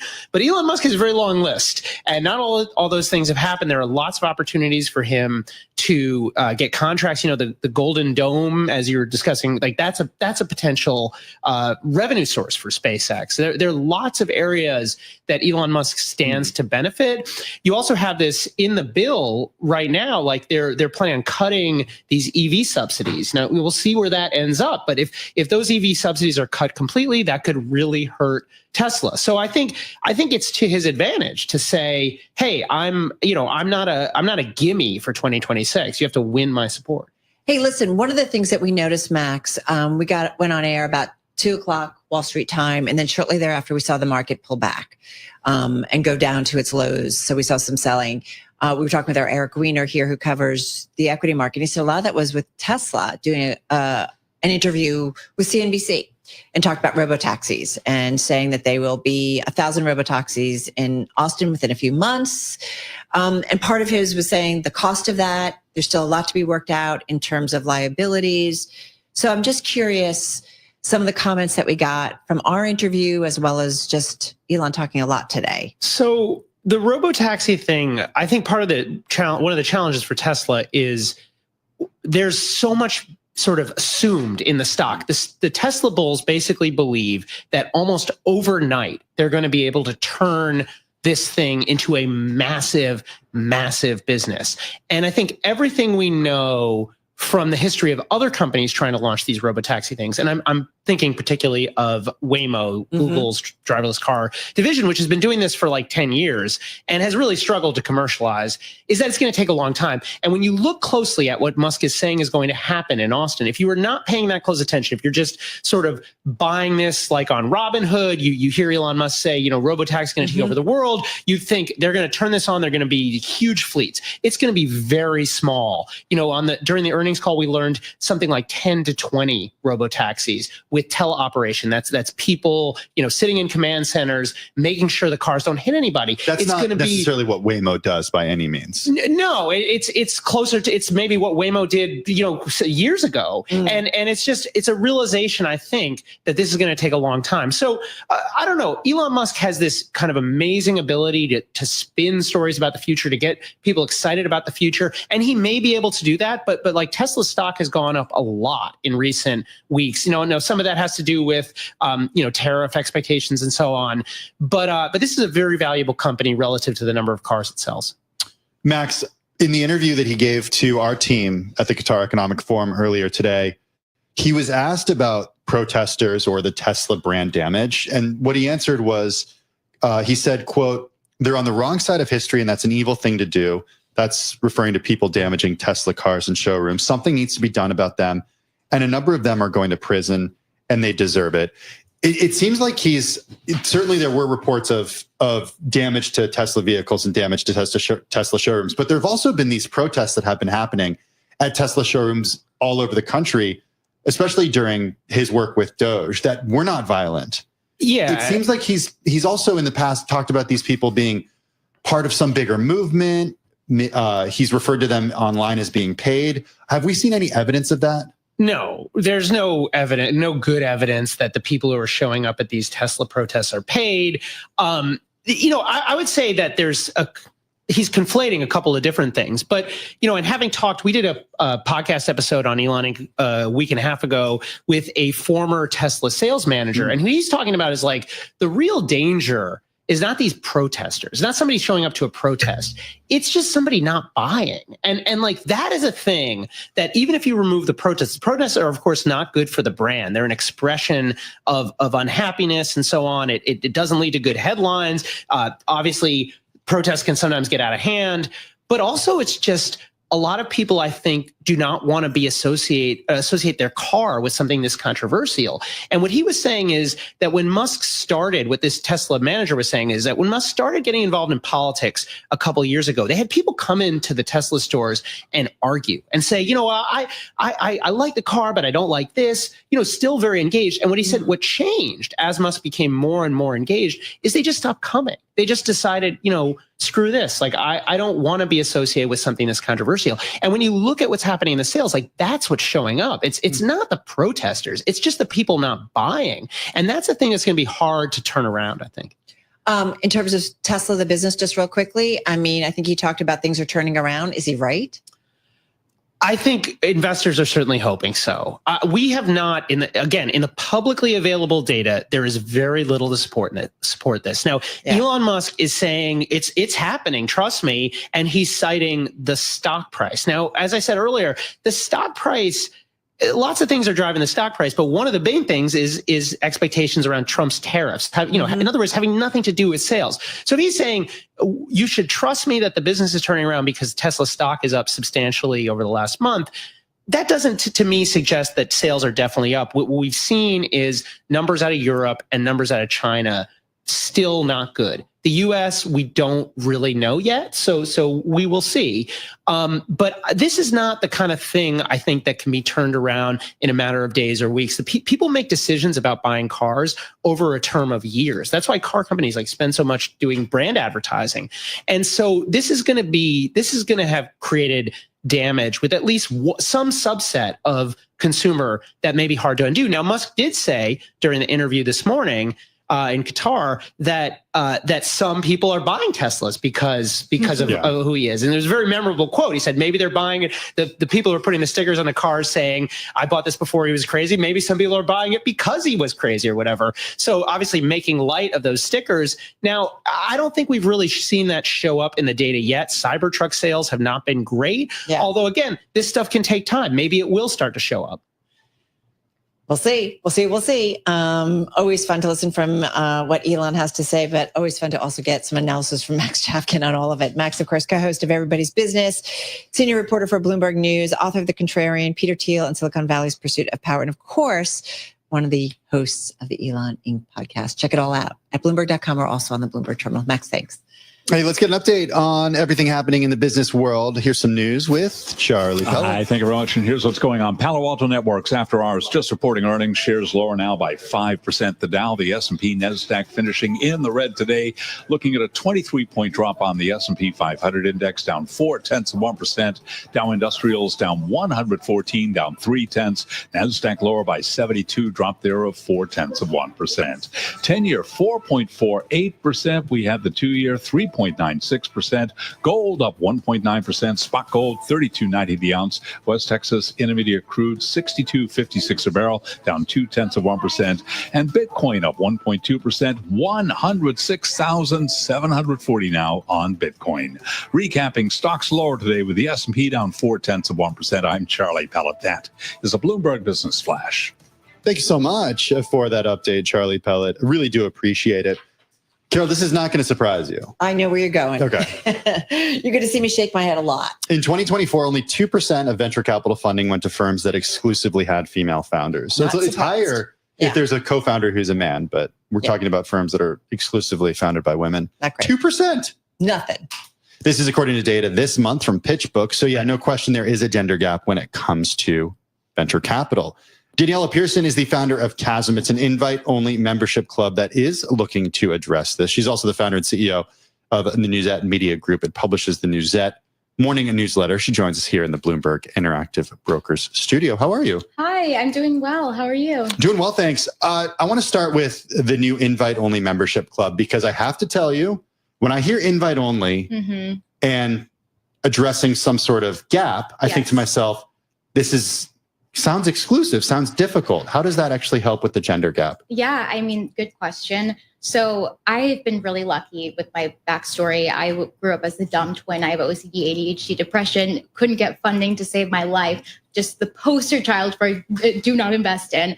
And so I, had a really hard time becoming successful. But at 25, because of the things I thought were going to ruin me, like not getting funding, my company did $40 million in sales and I got to put in my bank account 8 figures, which was really weird because there were other guys that were 25 guys, like not girls, that I knew that had like $1 billion companies, but that was all like fake money. I had like actual paper money, and some of those different companies like they IPO'd and it like went down, whatever. And so since then, I've wanted to make it like my mission to basically be so honest with how you can be successful, that it's not just like one size fits all. It's not about you getting funding. And so this is a very long way of me answering your question.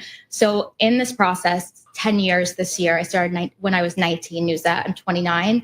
I have an incredible network. So like Diane von Furstenberg, you know, all of these incredible people who like plucked me out of obscurity.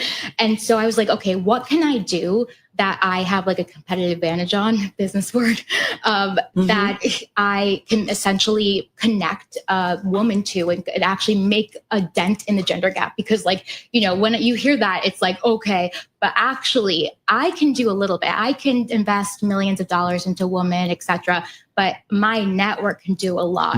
And so essentially I built this business model called Member to Many. And I hope that people copy it, because could you imagine if, like, let's say every university had a membership where they paid $100,000 and it was just to cure cancer, like, you know, stuff like that. And if you're not paying it, why wouldn't you, right? Wait. Hold on a second, because I feel like this is certainly an issue that we have talked a lot about here, right? In terms of women's startups and being able to access the network, the money, the finances, right, to build things out. And it sounds like you also, you know, were building a network and people, and that this has been something that has helped profusely. So tell me a little bit again, because I can't tell you how many conversations I've had about this over the years. What is it though that was different? Were people listening? Was it the right network? No, yeah. So essentially that whole backstory was a very long-winded way of me answering the question, which is I know a lot of really cool people. And for some reason— How did you get to know a lot of really cool people? Well, when Forbes announces as 27 that you're the youngest, wealthiest, self-made woman of color in the world, and if Kylie Jenner didn't exist, you'd just be the youngest, wealthiest, self-made woman in the world, a lot of people reach out, the big name people. And so I met people through them reaching out, through connections, through investing, all that stuff. And so I have this incredible network. And I essentially 1 year ago, almost to the day, I was like, okay, what can I do to actually close the gender gap? So I went, you just said a stat just now. So I went and I was like, okay, how much funding is actually going to women? And I found a statistic that for female founded companies, in 2023, this is different. In 2023 and 2024, after that, 28%. There's never been more funding for women, never more girl power, yet it's going down. There's an issue. And so essentially my solution is a member to many model where the biggest people in the world, so this is invite only, 50 people. So like literally household names like Sarah Blakely, Ali Webb, Lionel Richie, Tony Robbins, like all these incredible people, they pay $25,000. It's just 50, but we're adding new members, invite only. And most of them are my friends. And essentially that fuels this incredible ecosystem for female entrepreneurs because why do they want to be a part of your network? Because there's a lot of established venture capitalists or angel investors. Why is it that I understand you know a lot of people and I get that, but why do they want to ante up $25,000 to be a part of the network? Yeah, so basically it's because this is a very interesting way to solve a problem, which is the gender gap. Yeah. And so basically there are 3 reasons why this is different and why people give a fuck, right? No offense. You can't be doing that. Yeah, we got to keep the language clean. Yeah. I'm so sorry. Yeah, that's okay. It's just live and it's going out, and we just try to keep it sort of clean. Sorry, I'm we like all know the words. I was a pirate in another life. But yeah, so the reason why people care is because this is not just a membership group. This was pitched to everybody as though you are going to be a member and involved in finally closing the gender gap. And you might think, how? So wait, how long have you guys been doing it and what's the results? We just launched yesterday, right? Today, yeah. So how do you know this strategy is going to work? So because people have made a very focused effort to help commit venture money, angel money to do these things. Yeah. So let me we've been talking about reducing this gender gap for a long time. So I'm curious why you think this is going to make a everything you difference. keep talking about is the reason why it's not moving. It's because you keep talking about capital and all that stuff. That's not what we're doing. I have a thesis, and there are 3 things, and I think you guys will agree with me after I'm done. So the first reason why I know CHASM is going to work is I believe that we have gone down as, in terms of funding for women, because we've done one thing that CHASM is not going to make a mistake doing: isolating men. So we are not isolating men. And I've been guilty of it. I had, huge woman for woman rallies and my boyfriend's hiding in the corner, etc. But in order to solve this problem, if 99.9999%, you guys talk about this all day, right? If 99.9% of women of men, capital and resources, etc., belong to men, then why would we not include them in the solution? So that's number 1. Number 2 is I'm actually have a thesis that creating more successful female entrepreneurs is going to fix the gender gap. And I'll tell you why in a second. 3, I don't believe it's 30 seconds left here. Yeah. So I don't believe that it's just money that's going to solve this problem. 80% of the resources go to fueling this ecosystem with resources proximity, being able to actually get the insights that, made me, worth whatever, XYZ. And so that's what we're really focusing on. Interesting stuff. Curious to see is you build it out, do it for a little while and see what the actual impact is. So curious to check back with you in maybe a year or so. Daniela Pearson is the founder of CHASM, an invite-only membership club that is looking to really address the gender gap out there and by committing capital to help that. All right. Meantime, on this Tuesday, we did see stocks close not at their lows, but still in the red today. The S&P 500 fell 0.4%. The Nasdaq Composite down 0.4%, and the Dow fell 0.3%. I'm Tim Stenevec, along with Carol Master. Let's take a look at some stocks on the move today. We're joined by Bloomberg News cross-asset reporter Denitsa Sakova.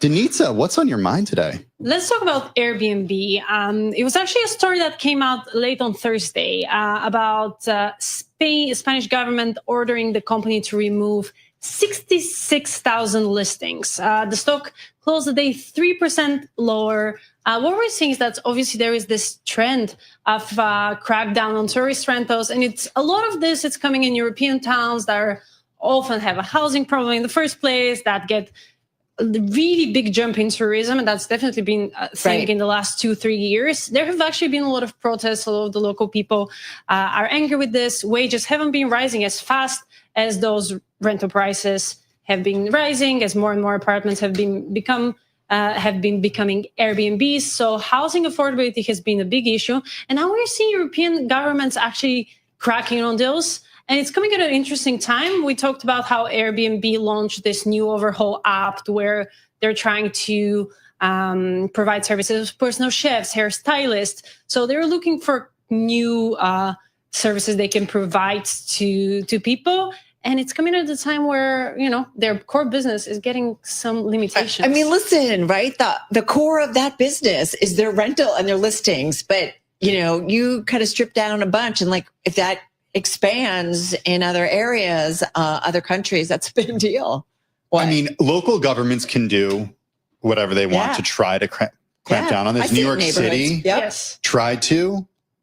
I believe you can still find Airbnb in New York. I don't know for sure. I haven't looked, but I think it's so funny. Even in our neighborhood, my husband and I I think that's an Airbnb. We could just tell by the traffic. It's because it's residential, but it's and the concern that critics of this system have, or the critics of this model have, is that it removes from the inventory a piece of property for a citizen who lives in that area. A hotel would also push back and say, hotels have been big proponents of limiting this stuff too, because their business gets affected as well. That's a good one. Yeah. I want to go to Moderna. This is the number one gainer in the S&P 500 today. Yeah, what a volatile week for vaccines. Even today, we actually had the FDA outlining an approach on the path forward, and we learned that U.S. regulator will no longer approve COVID booster shots for healthy adults and children without new studies. But there is a silver lining here, because the expectations were that the restriction will be way bigger. Though the stance would impose new limits on FDA approvals, it's softer approach. The agency is continuing to make shots available for high-risk people. There are two groups. We're talking about adults over the age of 65 years and children below the age of 6 months. So this kind of silver lining has been helping. We had Novavax rallying yesterday as well, and some good news of vaccine approvals. That said, those stocks are down here today. There is a lot of Moderna is down 32%, and Novavax is down about 4%. So this is much needed relief for Moderna today, but we're a long way from getting any gains this year.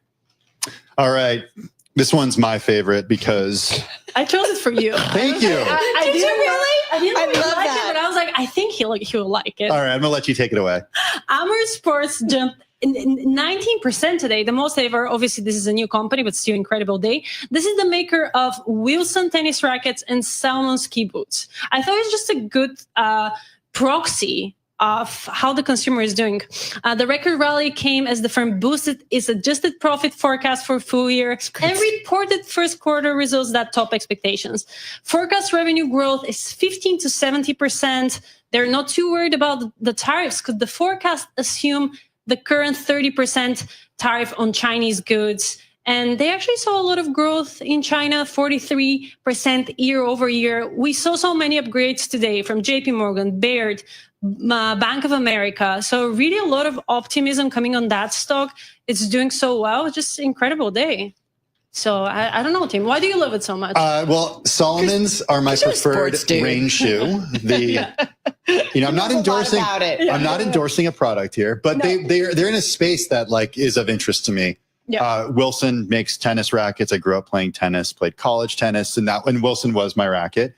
And then they do a lot with the ski industry too, and then also mountain apparel with Arc'teryx. It's a really interesting model, like the umbrella of brands that they have, and it's a company that IPO'd not too long ago. Yeah, and doing well this year. They're doing so well in a very tough market. I know, 33% higher today.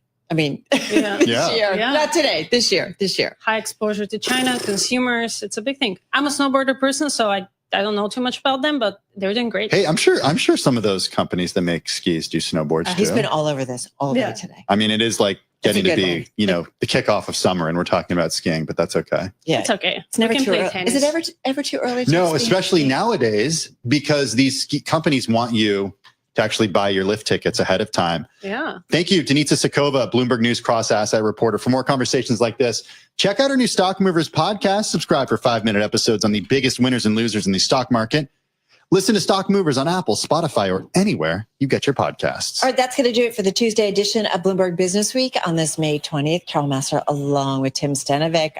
Just a reminder where we ended. The S&P 500 a little bit lower, off its worst and best levels of the session, down 23 points. NASDAQ 100, a decline of about 80 points, but some bouncing around here. All right, do not go anywhere. More to come right here on Bloomberg. Have a good and safe evening. Balance of Power starts right now.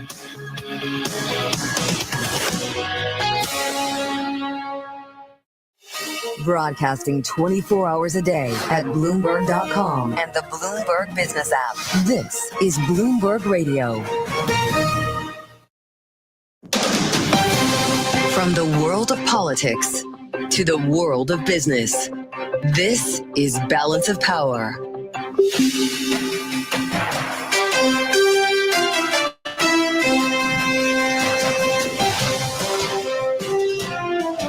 Live from Washington, D.C.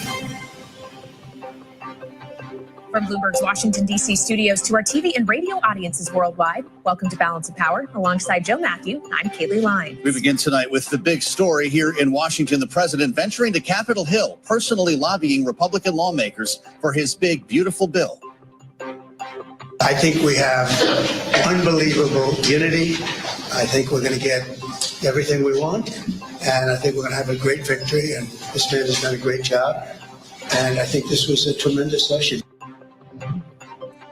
Still, a handful of lawmakers remain opposed despite the president's efforts today, with Congressman Andy Harris, Nick LaLota, and Mike Lawler at least saying they're not budging. We're following this story throughout the hour as we bring you conversations with our reporters and lawmakers on Capitol Hill. And we go there live now to get the latest from Bloomberg's Eric Wasson. So, Eric, we know the speaker has been in and out of meetings with the various holdouts all day. Are we getting any closer? You know, I think on the SALT issue, which is of great interest to Bloomberg subscribers, this issue of the state and local tax deduction, there seems to have been some progress. Mike Lawler and Nick LaLota, two New York Republicans, came out of a meeting with Mike Lawler saying they got an improved offer. We know that the speaker has offered a $40,000 cap on the state and local tax deduction, up from a $30,000 offer that was in the bill, but that was only limited to 4 years. So the SALT caucus members are looking for 10 years. We think that that's probably what they're being offered. We're trying to confirm that right now. There's talk of an income limit above $750,000 that may fly, but they're trying to get official scores, official estimates on the cost. There is some room in this bill. The bill is about a $3.8 trillion tax cut. There's a limit that the Republicans have set themselves of $4.5 trillion. So if it comes in under budget, as it were, under the target, this may be doable. So we're looking to see if they can seal this deal tonight. Mike Lawler and Nick LaLota both saying they're hopeful they can finally, end this quest that the SALT caucus has been having since 2017, when the cap was first put in under the first Trump administration. You can check the SALT box in that case, Eric, but what do you do with members of the Freedom Caucus who were already voting present the other night in the Budget Committee and will be seating in the Rules Committee hearing at 1 o'clock in the morning, Chip Roy and Ralph Norman? How do you keep them happy at the same time as making the New York and New Jersey delegation happy? Yeah, those two particular congressmen, Chip Roy's more vocal. Ralph Norman may have more wiggle room, telling me earlier he's still studying the matter. But they're looking for different and larger cuts to Medicaid. The bill already imposes a work requirement on able-bodied adults up to through the age of 64. It also has new cost sharing, co-pays, and so forth for Medicaid recipients. But they're looking to do more. It's really part of a long-standing effort to get rid of Obamacare. A key part of Obamacare was expanding Medicaid to a larger population, incentivizing states with a 90% federal match to put those people on Medicaid. And conservatives are trying to cut that back down to a much lower rate. And we'll really see, millions of people lose Medicaid coverage in the most likely scenario. Bloomberg's Eric Wasson in the middle of it all this evening, live from Capitol Hill. We thank you, Eric, as we now talk more about how the White House is responding. Bloomberg's Mike Shepard is with us again in Washington. Mike, it's good to have you. Seemed almost like a closing act that we saw from Donald Trump marching up to Capitol Hill today. Still pretty early in the process to be pulling a lever like that. What does he think is going on here? Well, I think he's worried that the pushback on SALT and the pushback on potential Medicaid cuts really risk derailing or severely delaying this big, beautiful bill. He wants it soon. He wanted it yesterday, really, Joe, as we've been talking about. Yeah. And they're still aiming for this July 4th final passage, which would be in jeopardy if they really couldn't get their act together. And it seems like we are seeing the progress he was hoping for on SALT. We'll see if that bears out tonight in the Rules Committee. Medicaid, though, remains an unresolved question. And whether the cuts that members like Andy Harris are pushing for will go too far and maybe concern the president. He expressed concern that they might be going too far.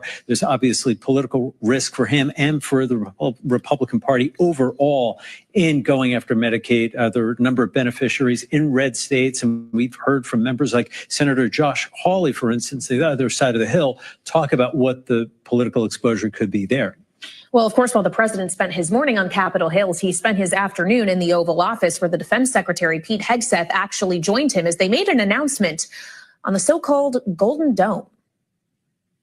In the campaign, I promised the American people that I would build a cutting-edge missile defense shield to protect our homeland from the threat of foreign missile attack. And that's what we're doing. Today, I'm pleased to announce that we have officially selected an architecture for this state-of-the-art system that will deploy next-generation technologies across the land, sea, and space, including space-based sensors and interceptors. So you've got the architecture. But how much is it going to cost, and how long is it actually going to take to get this up and running and rolled out? Well, the last two are really tough questions. The first one is easier. Architecture, they really don't quite have it yet. This is still in development. The technology is quite unproven. Congress is seeking $25 billion at the outset for this, Kaylee. The president said it would cost about $175 billion overall for the life of the program. He gave a 3-year window to deliver this. 3 years might be optimistic, given where the technology is. And note that the Congressional Budget Office has a differing view of the cost. It's as much as $542 billion over the life of whatever program this might be. They still have to find contractors. L3 Harris has been mentioned as one possibility. But again, there is a lot of uncertainty surrounding this and how it would be developed. And they're even talking about how to build this plane that that they're accepting from Qatar now as the new Air Force One. Even the retrofit on that will take quite some time, Joe and Kaylee. All right, Bloomberg's Mike Shepard, thank you so much. Mike, of course, duly noting that this is one of the funding requests the president has asked of Congress, though he's asked a lot of Congress, including to help him make good on his various promises made on taxes on the campaign trail. And that's the subject we now go back to as we turn to Doug Heye, former communications director for the RNC, also former deputy chief of staff to House Majority Leader Eric Cantor. He's here with us in our Washington, D.C. studio. Welcome back to Bloomberg TV and radio. Doug, it's good to see you. As you watch what's happening on Capitol Hill right now and the job that the speaker is doing, knowing, frankly, that these issues, the SALT cap and Medicaid, are the very same ones we've been talking about for months. And here we are just ahead of his self-given Memorial Day deadline, and he still doesn't have answers. Is he doing a good job? I think he is doing a good job, given how fractured the Republican conference is on some of these things. Yes, by and large, they're united. But as you pick different issues here and there, SALT being obviously one of them, you just need a few people to peel away, and then you've got real problems. But what we've seen with Mike Johnson, I think so often, is people underestimate him, and then he's able to get things through. And I was on a call with the speaker's comm staff today, and they said this is step 6 in a 9-step process. In other words, it's like Smokey and the Bandit. Still to go. We got a long way to go and a short time to get there. And this is why it was so important for Republicans to have Donald Trump in the House Republican Conference meeting today. They started that meeting earlier than they typically do. And also why Donald Trump is going to have to work the phones. He has to get these last few members home. It's not just up to the speaker, because this is the Trump, ultimately, it's the Trump legislative agenda. So maybe we'll call this Rules Committee hearing Cannonball Run at 1 o'clock in the morning. I don't know what you make of the timing here, but we've already mentioned two people, Chip Roy and Ralph Norman, who were present votes in the Budget Committee and will be sitting on that panel this evening. Do they vote present again? Do they hold their fire for the floor, or have their minds changed? Well, I think we're going to find out over the next several hours if their minds are changing. Certainly, there are several hours to go till we get to that 1 a.m. hearing. And by the way, that's not doing it late. That's as soon as Virginia Fox, the House Rules Committee chair, my member of Congress, actually from North Carolina, is able to move on this. But it also highlights sort of the times that we're in. I spoke to former Senator Richard Burr, also from North Carolina this morning, and said, do you remember ever having votes, a committee vote on a Sunday? That's a new one for me. And he said, yeah, when we had the financial crisis and we were told that the banks might not be able to open on a Monday. So this is sort of the crunch time that House Republicans find themselves in. Then we can talk about the Senate as well. Well, yeah, that's a whole other host of problems once you get to the other chamber, assuming you can get this through the House in the first place, knowing that Chip Roy and Ralph Norman and their colleagues in the Freedom Caucus, one of the things they're pushing for is steeper changes or it's more substantive changes to Medicaid, something that the president himself today talked about. He doesn't want to see changes beyond waste, fraud, and abuse, and was questioned about whether he can guarantee anyone is not going to lose their health insurance. Can you guarantee that your voters who supported the re-election, particularly working class voters, will not lose health insurance under this bill? Oh, they won't lose health insurance. Not only that, remember, I'm cutting drug prices by 85%.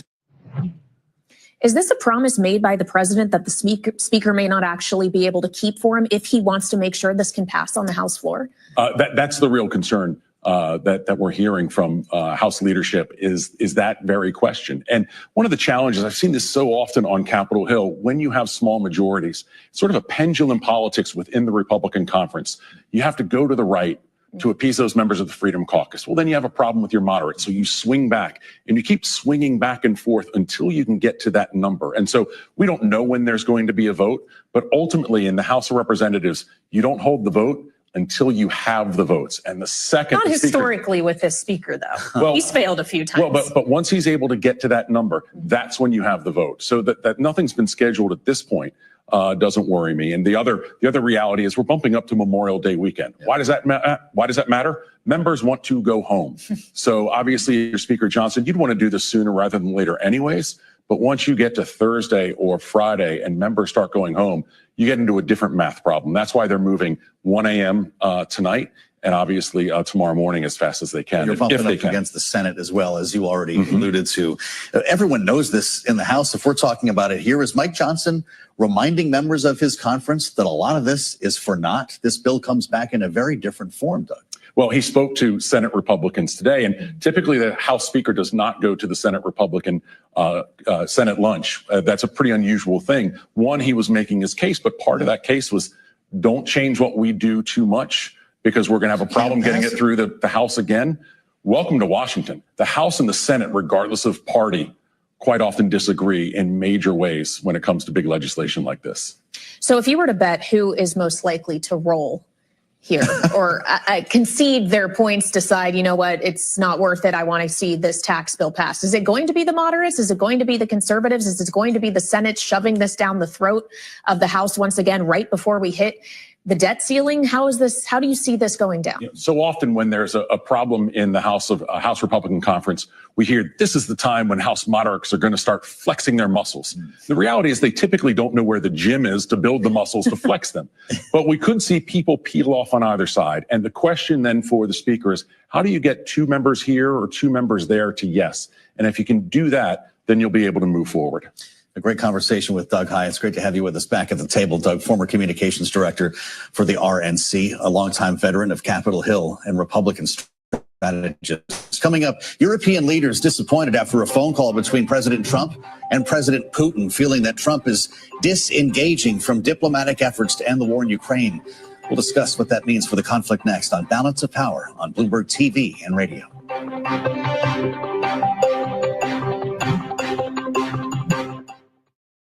The Fed's top names are on Bloomberg Radio. Atlanta Fed President Raphael Bostic. Right now, I would say in my SEP, I have one cut only for this year. Fed Governor Christopher Waller. The tariffs are a one-time price level effect that's going to pass through. New York Fed President John Williams. Having well-anchored inflation expectations is very important for price stability and also for economic stability. For the latest headlines from the Fed, listen on Bloomberg Radio or anytime on the Bloomberg Talks podcast. Markets, headlines, and breaking news 24 hours a day at Bloomberg.com, Bloomberg Television, and the Bloomberg Business app. This is a Bloomberg Business Flash. It's 5:13 on Wall Street. We do check markets all day long. At Bloomberg, we are keeping an eye after hours on chipmaker Wolfspeed. The stock is plunging 37% in extended trading following a Wall Street Journal report that the chipmaker is preparing to file for bankruptcy within a matter of weeks. After the bell, luxury builder Toll Brothers reaffirmed expectations for home sales in its full fiscal year, citing resilience among its affluent buyers. Goldman Sachs chief U.S. equity strategist David Kostin sees big tech outperforming this year. He was interviewed this morning on Bloomberg Open Interest. There's a lot of uncertainty coming into the second quarter and obviously into the third quarter as well, given the how the tariffs and the trade negotiations will play out. In that environment, the resilience of the earnings growth for these 7 stocks is probably going to be demonstrated, and that's one of the reasons why the relative valuation might actually improve compared with the last 2 years. David Kostin of Goldman Sachs, and today the Bloomberg Mag 7 index was down 0.6%. S&P down 0.4%, down 23. The Dow down 0.3%. Nasdaq was down 0.4%. For on-demand news, 24 hours a day, subscribe to Bloomberg News Now, wherever you get your podcasts. And Balance of Power continues right now with Joe Matthew and Kaylee Lyons.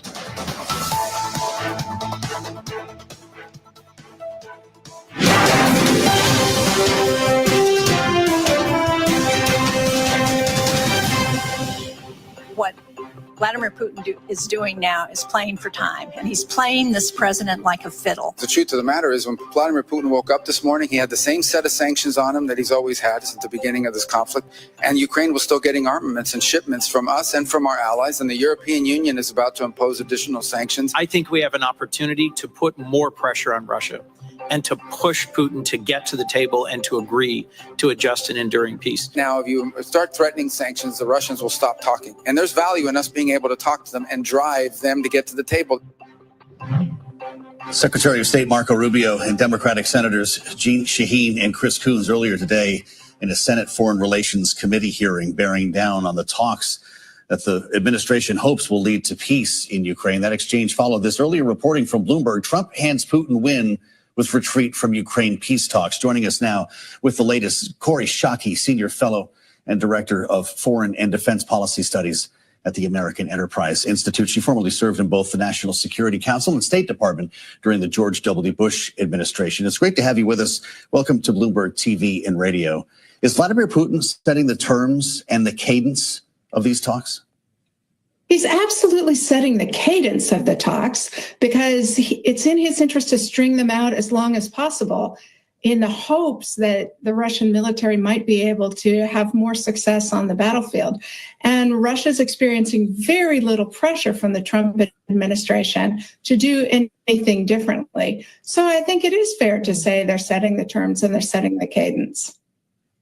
Well, if they're facing little pressure now, Corey, would additional sanctions bring adequate pressure? President Trump was talking about this in the Oval Office earlier this afternoon, saying new sanctions will be his determination based on how Russia behaves, but they haven't deterred Vladimir Putin to this point. Exactly right. Moreover, the Trump administration's threats of additional sanctions on Russia ring pretty hollow, given that the Trump administration has basically adopted the Russian storyline about the war. That is, that somehow Ukraine is to blame for Russia invading Ukraine. And so I think the Russians are operating in luxury while Ukraine, the victim of Russian aggression, is trying desperately to keep the United States government on side instead of abandoning them to adopt the Russian position. Well, so what needs to come next then? There's obviously a conversation about President Trump and Vladimir Putin meeting in person. The attempts at lower level talks have led to nothing. Is that what we need to see? Well, I'm skeptical. I'm, in fact, much more worried, given that every time President Trump talks to Vladimir Putin, he sounds more like he supports Putin's position. So I don't see a Trump-Putin meeting producing a good outcome for Ukraine or for the United States, for that matter. It looks to me like Senator Shaheen is right in her criticism of the Trump administration, that Vladimir Putin has President Trump doing his bidding on Ukraine and potentially on other issues.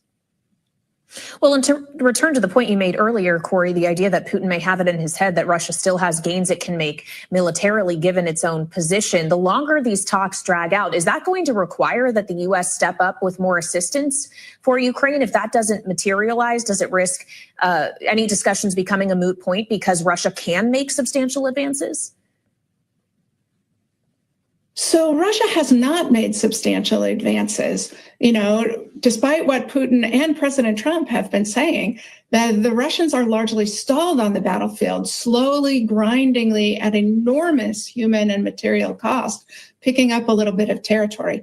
What needs to happen to keep Ukraine in the fight, as Britain's former defense minister wrote in the Telegraph just in the last couple of days, Ukraine can persevere and can prevail, provided that the United States keeps providing assistance, intelligence, and weaponry. But even if the United States doesn't, European countries can buy American weapons and provide them to Ukraine. The United States can give foreign military financing to Ukraine to buy weapons that the U.S. would be repaid for, and other countries can provide the intelligence feeds that Ukraine needs.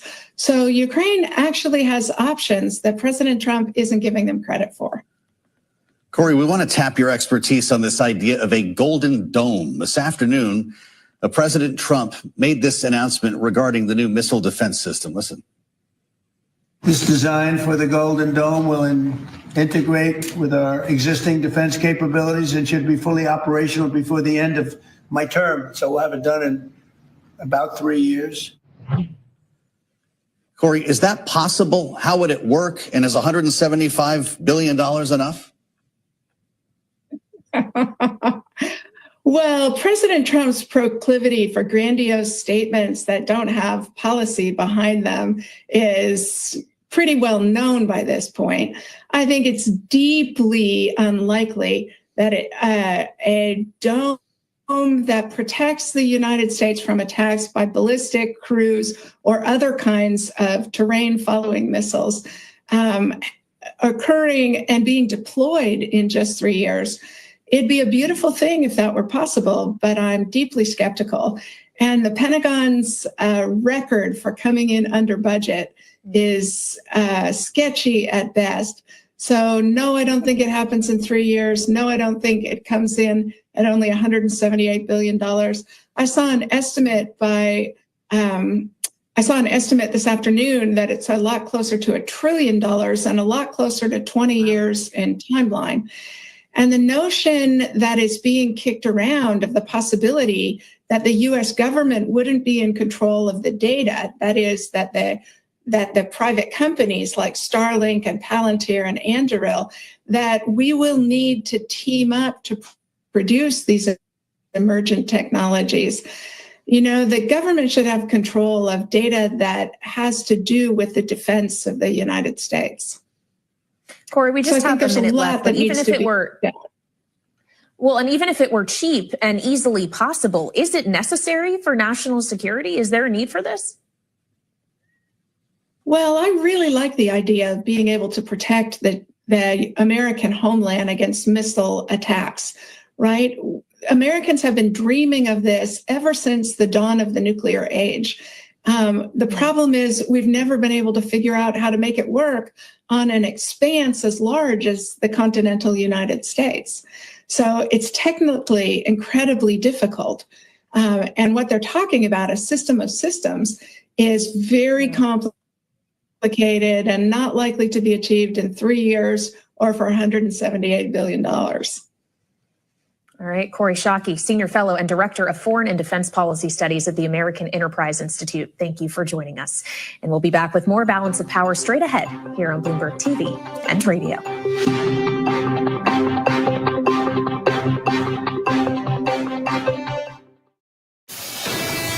Bloomberg Radio, on demand and in your podcast feed.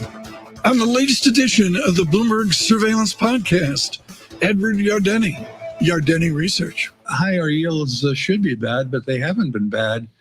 We have seen a global bull market in stocks, even though we've seen bond yields increase. Now, my view is that to a large extent, bond yields have normalized. They're back to where they should be. 4.5% is the right bond yield for the U.S. economy. That was the case before the great financial crisis, and I think it's the case against now.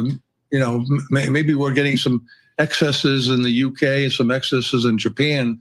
But if you want to be U.S.-centric, which to be, I think these bond yields are kind of normal. But I do see a risk that there could be a mini debt crisis the way there was in 2023. And in some ways, Tom, I hope there is, because I think now's a good time for a debt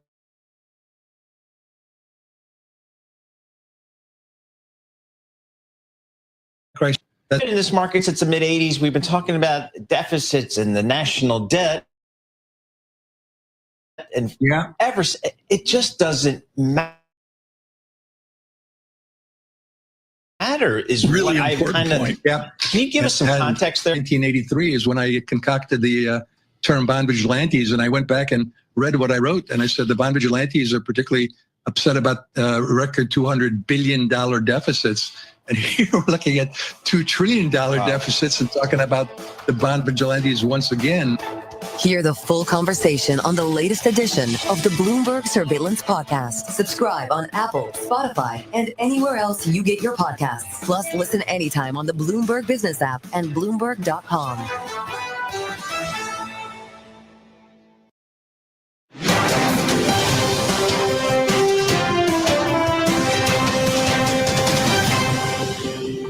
In terms of political spending, I'm going to do a lot less in the future. And why is that? I think I've done enough. Is it because of blowback? Well, if I see a reason to do political spending in the future, I will do it. I do not currently see a reason. Elon Musk, seen and heard on Bloomberg TV and radio during a remote appearance Tuesday at the Qatar His future may hold in terms of contributions, knowing when he says he spent enough, Joe, he did spend hundreds of millions of dollars in the 2024 election cycle. But for how many lawmakers who are considering their own reelections in 2026 was the idea of a primary funded by Elon Musk a factor in some of the votes they've taken so far this congressional session? He seemed a bit weary in this interview talking about politics and the impact that it's had, the corrosive impact on the Tesla brand, and got kind of upset at one point, said he did take the attacks personally, talked about the massive violence against his companies and said they're on the wrong side of history. That's an evil thing to do. He pointed at the camera and, by the way, got a round of applause in the room. Yeah, he certainly is taking that seriously as he makes his shift back from the government back towards his companies as we reach the end here of his special government employee status. That's right. Fascinating interview. There's a lot more coming up here on Balance of Power on Bloomberg TV and radio alongside Kaylee Lyons. I'm Joe Matthew. This is Bloomberg.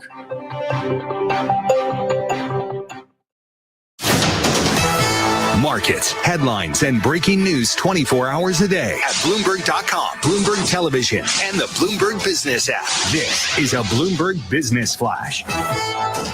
Yeah, it's 5:27 on Wall Street. We do check markets all day long here at Bloomberg. Palo Alto Network shares now down by 4% after hours, after the infrastructure software company reported third quarter results. Amazon Zoox is expanding testing of its autonomous driving technology to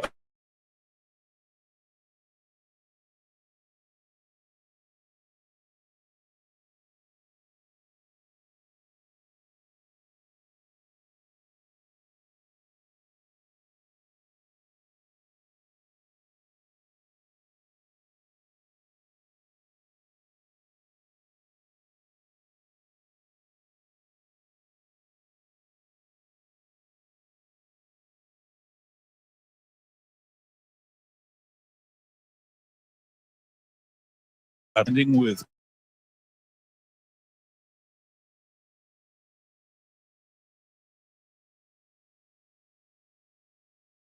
wheels down 140.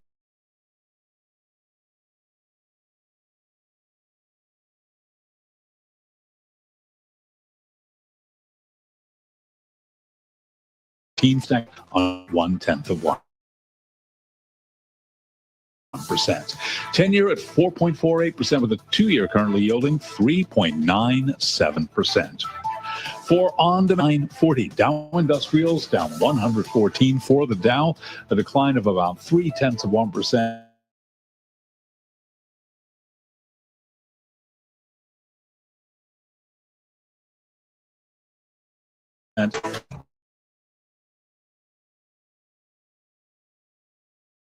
On up, so now I only buy one.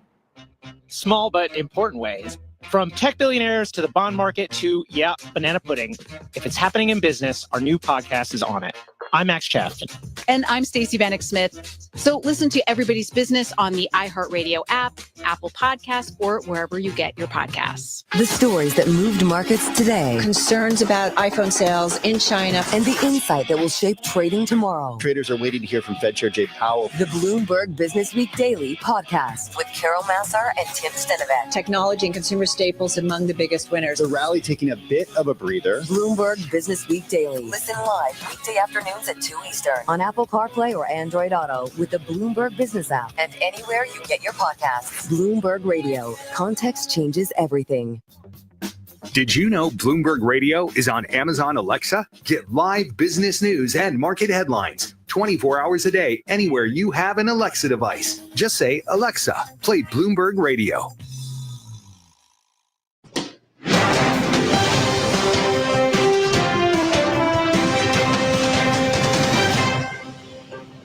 Well, it's not a question of holdouts. We have a tremendously unified party. I don't think we've ever had a party like this. There's some people that want a couple of things that maybe I don't like or that they're not going to get. I think we're a very unified party. The Senate's doing great. John Thune is doing fantastically. He's a great guy. And we're going to have a bill, the one big, beautiful bill. I think it's going to be, it's the biggest bill ever passed, and we got to get it done. President Trump following his meeting with Republican lawmakers this morning on Capitol Hill, saying that the party is unified behind his tax bill, although certain members, such as Republican Congressman Mike Lawler, say that they are not budging. That remains the case. Just moments ago, though, we got an optimistic sounding Speaker Mike Johnson telling reporters that a SALT deal will be wrapped up tonight and that a full vote on Thursday remains realistic. The timeline's still intact. Joining us now, the latest, Bloomberg's Stephen Dennis, who's famous for reminding us on Capitol Hill, it's a no, followed by a no, then another no, and a no, and a no, until it becomes a yes. Stephen, is that the trajectory of this week? Yeah, we are definitely still in no mode. It's just nonstop talking to the same holdout members from the SALT caucus, the New York, New Jersey, California members, the sort of the hardline conservatives who want much deeper Medicaid cuts, particularly to the Obamacare expansion 90% match. They think that is just ridiculous and they should be able to cut that percentage down a lot more. And, they're not on board with this bill. And you've got other smaller issues along the way. One of the big ones that's still outstanding that is how they're going to phase out all of those green energy tax credits. That's another big push from the arch conservatives. But there are other members who wanted longer phase outs and preserving a big chunk of these green tax credits because there are billions of dollars in the pipeline in their districts or in their states in the Senate. So this is far from soup. It's far from having that yes deal moment. Even if they do get it out of the House this week, which is certainly possible, there are probably going to be a lot of changes over in the Senate. Well, that's exactly what I wanted to ask you, Steve. What are we hearing from the upper chamber as the speaker is working so hard to come to a deal, knowing all of it could just be unwound? Right. So Speaker Johnson came to the Senate Republican lunch to give them an update.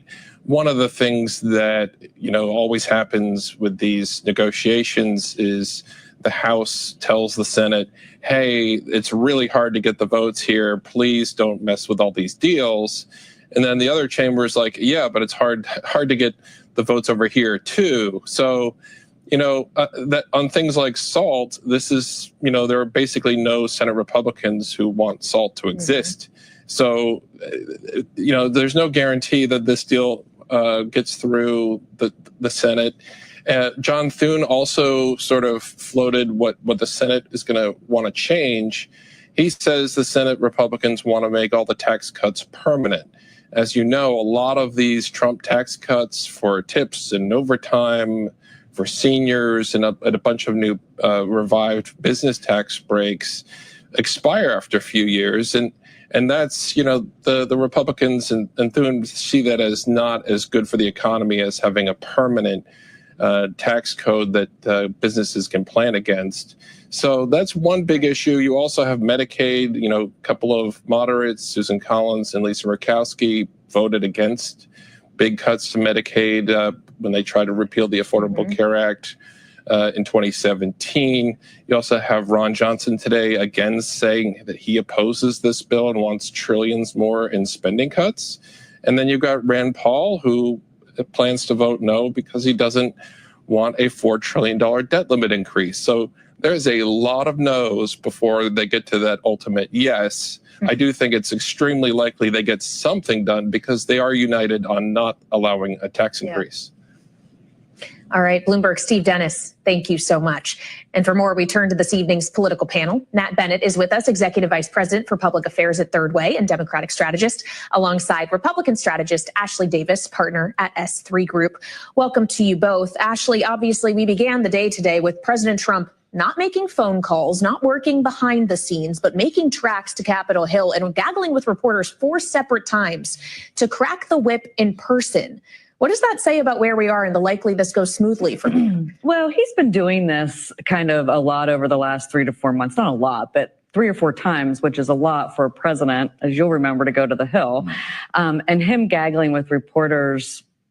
Are we used to that yet? Maybe we're getting. Oh, we're used to it for sure.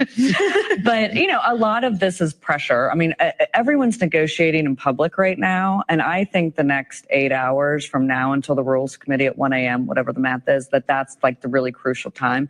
It was interesting. You said in the lead up that, or that the speaker said he was still willing to vote on Thursday. I mean, what I've been hearing a lot today is that he wants to go tomorrow. They passed the rule last night that they waived the 24-hour rule that you don't have to have it posted, which I think is a pretty big move, which means that he's getting momentum. He needs to vote and send everyone home. Is that what you see happening here? I know Democrats aren't involved, but you're no stranger to momentum on Capitol Hill and what that means for passing something this large. Look, Trump is unequaled in his ability to control his own party. We haven't had a party leader like that in the United States probably since FDR. He gets the votes, so he probably will this time too. But I have to say, this reminds me of something. In 1993, when the Democrats passed the budget, there were some things in there that weren't going to be particularly popular, and the Republicans were waving at a vulnerable Democrat, Marjorie Mosvinsky, saying, bye-bye, Marjorie, when she voted for the bill. That could be happening this time, too, because when you vote to slash Medicaid and support for needy families and throwing people off their health care so that you can give tax cuts to super rich people, that's going to play pretty badly in a lot of these swing districts. Well, so do Democrats actually need this legislation to pass, even though they aren't going to provide the votes for it because they need those cuts to become reality? No, Trump's doing plenty for us to, I think, win the House. I mean, look, the tariffs alone probably would be enough. And he's, vandalizing the government in bizarre ways. There's a lot that Democrats can run on. But the thing that is most potent is what these guys are voting on. Trump is one thing, but what the House Republicans are actually doing is the most important thing in these elections. And Republicans are the ones in the House are the ones that are taking the actual hard votes because it's going to change so much in the Senate just from procedural reasons alone that when it comes back to the House to pass the final bill, it's not going to look the same, but they've already taken this first really hard vote. We're going to be talking in a moment with Frank Pallone, the ranking member on the committee that was responsible for hashing out the changes to Medicaid. Some call them cuts, others call them making the program more efficient. How do you message against what Matt just mentioned? It's a really hard message. I mean, you have a much better hand than I do to play on this, even though, so when I worked for Governor Ridge as governor, we did something called Welfare to Work, which is really what this is. It's kind of making sure that the people that are collecting Medicaid checks actually are eligible for Medicaid. But at the end of the day, from a pure political perspective, it's really, like who's listening to my explanation right now? Really, they're listening to sound bites of you're cutting my Medicaid. So that's what people believe in. But the Senate's not going to let it happen, right? To the point we were just discussing with Steve Dennis. When you have Josh Hawley singing a similar tune as Democrats, does that suggest that the worst of the impulses perhaps are going to be kept in check by members of the president's own party? I'd say it's a very uncomfortable place for me to be agreeing with Josh Hawley, but here we are. Maybe. I mean, remember, they have a lot more wiggle room in the Senate than, well, not a lot. They have more wiggle room in the Senate than they do in the House. I think Hawley's likely to come around. The question is the extent of Medicaid cuts, not if there will be any in there. There's going to be some, which means people lose their Medicaid. 63% of Americans in nursing homes are on Medicaid. I mean, this is a lot more than work requirements. It is going to affect millions of people in their ability to get health care. You think this gets a vote as early as tomorrow, which means the Rules Committee tonight is not a thing? It sails through? I think, yeah. I mean, if you look at how they waived the same day rule yesterday, and obviously they had a member take a walk, Chip Roy, so he didn't vote on it. So they have the ability to do it tomorrow, but I mean, it has to kind of be buttoned up, at least in theory, tonight at 1 o'clock. Like the big things have to be agreed on before it passes through Rules Committee. I think it gets through Rules Committee, and then can they write the bill between now and sometime tomorrow? I mean, listen, if I was a speaker, I'm like, get this thing done. Otherwise, it's going to fall apart again. They can't leave it till after Memorial Day. I mean, this is why they do these votes on days like this. And then supposedly there's members on both sides of the aisle that start leaving on Thursday night. And so do you start losing votes?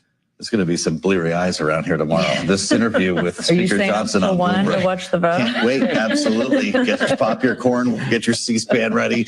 Matt Bennett, Ashley Davis, thank you so much for the analysis and a great conversation. Coming up, U.S. government bonds losing some of their luster here.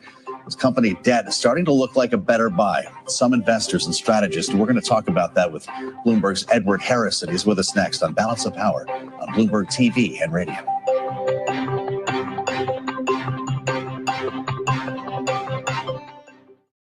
Tomorrow, Bloomberg's Anne-Marie Hordern sits down with Speaker of the House, Mike Johnson. This is a very challenging time because you don't know what to expect. The markets don't know what to expect. What's the progress on President Trump's budget bill? We've heard from interest groups around the country. We want to do right by them. House Speaker Mike Johnson, tomorrow morning at 9:30 Eastern. We are committed to finding at least $1.5 trillion in savings for the American people. On Bloomberg Radio, Bloomberg Television, and the Bloomberg Podcast page on YouTube. Context changes everything.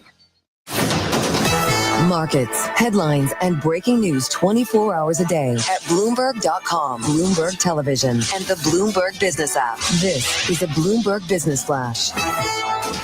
It's 5:41 on Wall Street. We do check markets all day long here at Bloomberg. The FAA has issued an interim order reducing the flight arrival and departure rate at Newark Liberty International Airport. Maximum hourly rate will be 28 arrivals and 28 departures until the construction of runway 4L 22R is complete.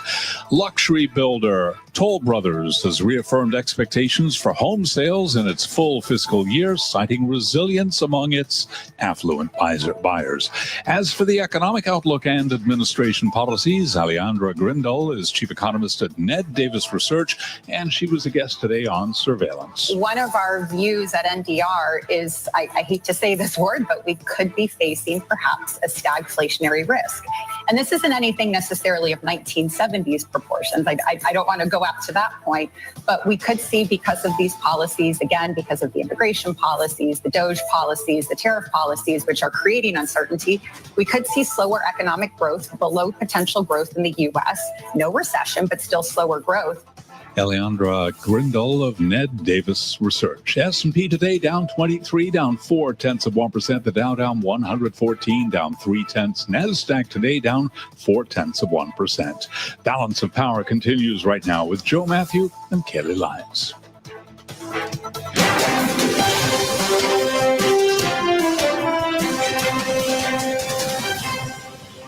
How closely are you watching the bond market? How close am I? Yeah. Very much so. It's a very good indicator. It's the canary in the cave, and we got to keep an eye on that. Canary in the cave. Republican Congressman Tim Burchett of Tennessee this morning discussing volatility in the bond market, Treasury yields on the rises.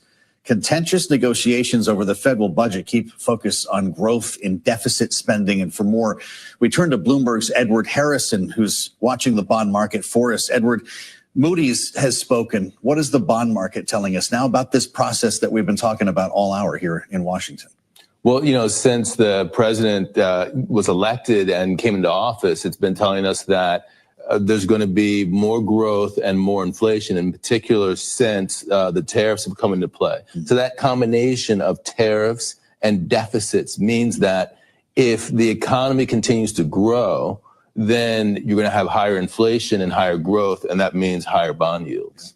Which means higher mortgage rates, potentially a political problem, potentially why the president would like to see the Fed lowering interest rates to help bring some of those rates down through other means. Does this, when we consider fiscal policy and the impact it has on the credibility of the U.S.'s ability to be a borrower, does that impact the decision-making of monetary policymakers? Well, 100%, because obviously the monetary policy has to offset certain things that the fiscal agents do. I mean, what they've been telling us is they're looking to see what the path is.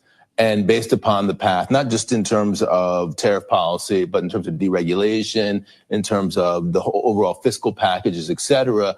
And based on that, they're going to come to a decision as to, how inflation looks, how growth looks, and they're going to make their decisions based on that. So everything else being equal, if we're in a higher inflation environment, they're actually going to step back a little bit. Actually, I think it was Joe and Tracy from Odd Lots. They were speaking to Atlanta Fed President Bostic, and he said, he had 3 or 4 cuts penciled in for 2025, but then we got this policy mix, and he's had to back away from that completely.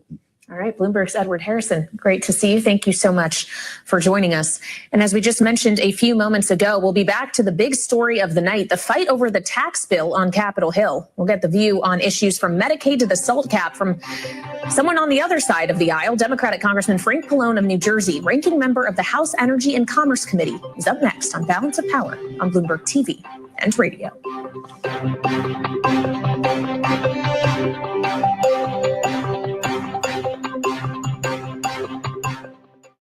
CBS News Brief. President Trump has unveiled plans for his so-called Golden Dome missile shield. It'll cost taxpayers tens of billions of dollars and take years to become reality. Did they ask you to do this? Well, let me put it differently. I suggested it, and they all said, we love the idea. It will put U.S. weapons in space for the first time. Earlier, Trump was on Capitol Hill meeting with Republicans and urging them to get on board with his budget plan. CBS's Nicole Killian. He described this as a pep talk in terms of coming here to Capitol Hill. He insisted that Republicans are unified, and he expressed a lot of confidence about getting this package done. Passengers on Southwest Airlines will soon be required to keep their portable chargers in plain sight while using because of concerns about lithium battery fires. That goes into effect May 28th. Other airlines may follow suit. CBS News Brief, I'm Cammie McCormick. The business news Wall Street depends on. The headline today, lower yields. It's a huge deal. And the insight that only Bloomberg can provide. Where do you think the Fed believes this labor market's going to go? Bloomberg Surveillance with Tom Keene and Paul Sweeney. The VIX craters. Still a little bit of a tinge of inflation out there. Listen live weekday mornings at 7 Eastern on Apple CarPlay or Android Auto with the Bloomberg Business app. Watch us on YouTube. Go to the Bloomberg podcast page and click on the live feed or catch us on Bloomberg Originals. What caffeinated foodstuff is currently suffering a shortage? What company's new AI model is called QWQ-32B?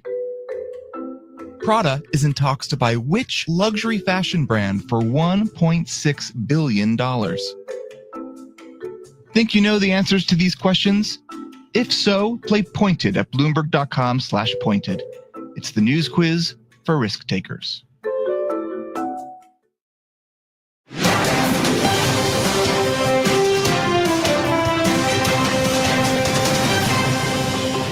I think, though, at some point you need to know what the best deal is and just take it. Tripling the SALT deduction is a huge win. If they can get it to quadruple to a $40,000 deduction, that is really significant. And that is saving constituents across New York thousands of dollars. I think it may change. And I think what the next offer that comes out of the speaker's offer should be the one that is accepted, because we need to move forward. We need to pass this bill before Memorial Day. We need to deliver these wins. That was Republican Congresswoman Nicole Malliotakis of New York earlier today on the early edition of Balance of Power on what her colleagues should be willing to accept in negotiations over the SALT cap. And joining us now for more here on Bloomberg TV and radio from a neighboring state and from across the aisle is Democratic Congressman Frank Pallone of New Jersey, the ranking member of the House Energy and Commerce Committee. Congressman, thanks for being here on Balance of Power. We both want to ask you questions about Medicaid, given your role on energy and commerce. But if we could begin on SALT, considering your constituency in New Jersey, could they actually benefit, at least in that regard, from this legislation if the cap is raised? Well, I mean, raising the SALT limit or getting rid of the cap altogether would certainly be a good thing, but it doesn't outweigh all the other problems with the Medicaid cuts and people losing their health care. So, again, the focus on SALT, I think, is misplaced, because the real problem here is that most of this money is going to, for tax cuts for large corporations and billionaires, and all these cuts to Medicaid and healthcare are being used to pay for it. We know that as ranking member on the committee, you helped to lead the charge on what I believe was a 26-hour-long markup of this legislation a couple of nights ago, Congressman. The Congressional Budget Office says more than 8 million people will lose their health care as a result of the bill that passed through Energy and Commerce, your committee, last week. I don't know how many people in Metuchen, New Jersey that impacts, but is your fight here done, or is there another lever that you can pull? No, the fight is not done. First of all, these numbers keep going up because the bill does not address the ACA subsidies and renew the Affordable Care Act subsidies on the exchange and marketplace. CBO actually estimates now that 13.7 million people will lose their health care between their health insurance, between Medicaid cuts and the ACA not being renewed. And that number keeps going up. I mean, the Congressional Budget Office just put out a new report today saying that basically saying that there would be $700 billion in Medicaid cuts and another $100 billion in ACA cuts. And you have to remember, Joe, that the Republicans said they weren't going to cut Medicaid, and it's simply not true. I mean, that's exactly what they're doing to pay for these tax cuts.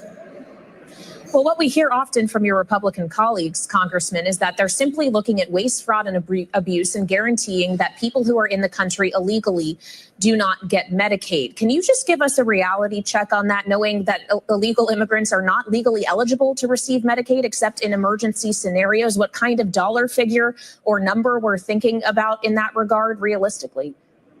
Well, as you said, they're not eligible to the extent that some have managed to get Medicaid.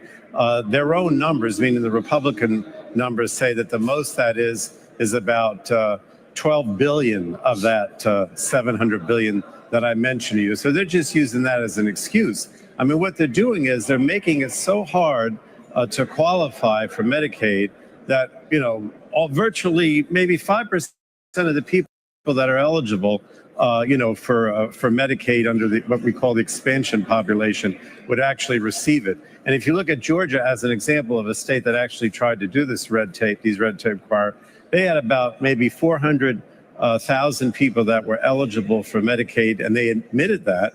And then at the same time, only about 4,000 of those, 400,000 actually qualified. So it's not that the people aren't eligible. It's not that they're illegal. It's just that they make it so impossible and put in so many barriers that they never get coverage. I want to ask you, Congressman, about charges posed against Representative LaMonica McIver, which is something that you've been speaking out about here. And it brings us back to an event that the Department of Justice has decided to act on here. President Trump was asked about your colleague from New Jersey who was charged with assault after a confrontation in that event that I mentioned with immigration officers. Here's what he said. Oh, give me a break. Did you see her? She was out of control. Did you address those days are over. The days of woke. No, I didn't. The days of woke are over. That woman, I have no idea who she is. That woman was out of control. She was shoving federal agents. She was out of control. The days of that crap are over in this country. Congressman Pallone, I know you sent a letter to the chairman of the Judiciary Committee in the House, Congressman Jim Jordan, condemning this action. What needs to happen next? Well, first of all, it's outrageous that she was charged with any kind of assault because she didn't assault anybody. She and the other members of Congress that went there had every right to go there as part of their oversight responsibility, and even the head of ICE admitted that. The problem is that the president, he keeps talking about assault. Well, what about the fact that here at the Capitol, just nearby where I'm standing now, this whole mob that he incited came here, actually ended up killing, one of the officers, Capitol police officers that was from New Jersey. All those people were pardoned. One of them got a $5 million cash payment last week, and he's talking about enforcing the law against a member of Congress who was just doing her job. I mean, it's absolutely outrageous that the president would even suggest that Congresswoman McIver did anything wrong. She did not. And what hypocrisy after Trump is the one that incited a mob and a riot here that injured so many police officers, and all those people were pardoned. I mean, it's unbelievable that he even has the nerve to say anything.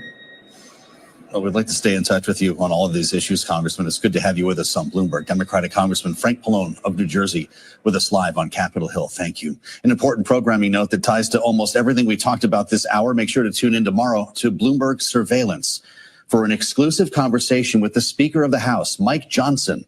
That's set for 9 a.m. Eastern time. Kaylee, he's got a long night between now and then. Yeah, he still has some work to do, though he's expressing optimism that they could seal a deal on the SALT cap tonight, knowing he has just hours to go here, roughly 7 hours until the Rules Committee is scheduled to convene at 1 a.m. Eastern time to see if they can advance this legislation to the full House floor, knowing some Rules members have demands of their own. Could see a vote as soon as tomorrow based on what Ashley Davis told us. We'll realize this in real time together tomorrow, right here on Bloomberg. Thanks for joining us on Balance of Power. As Joe says, we'll see you back here on Bloomberg TV and radio.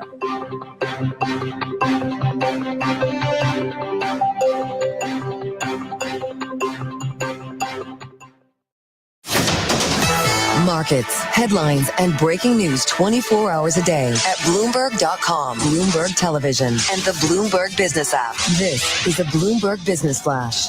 It's 5:56 on Wall Street. We do check markets all day long here at Bloomberg. Elon Musk says he is committed to being the Tesla CEO in 5 years. And speaking at the Qatar Economic Forum 2025, he told our Michelle Hussein he is seeing no problem with demand, adding that while Tesla lost sales on the left, but also gained on the right, he also discussed acts of violence committed against the automaker and owners of Tesla vehicles. I'm not someone who's ever committed violence. And yet, massive violence was committed against my companies. Massive violence was threatened against me. Who are these people? Why would they do that? How wrong can they be? They're on the wrong side of history, and that's an evil thing to do. Tesla's Elon Musk interviewed on Bloomberg Radio from the World Economic Forum 2025. You can hear that full conversation on YouTube on the Bloomberg podcast channel. PNC Financial Services says the bank will acquire Aqueduct Capital Group. That is a move that expands PNC's services for alternative asset managers. The Dow, the S&P, NASDAQ all lower today, with the S&P down 23, drop there of 0.4%. Dow Industrials down 114, drop there of 0.3%. NASDAQ lower by 72, a decline of just about 0.4%. I'm Charlie Pellet, and that is a Bloomberg Business Flash. I'm Shonali Basak, and I hope you'll join me alongside my co-host David Inglis and many of Asia's most important institutional investors and money managers at Bloomberg Invest Hong Kong, June 10th and 11th.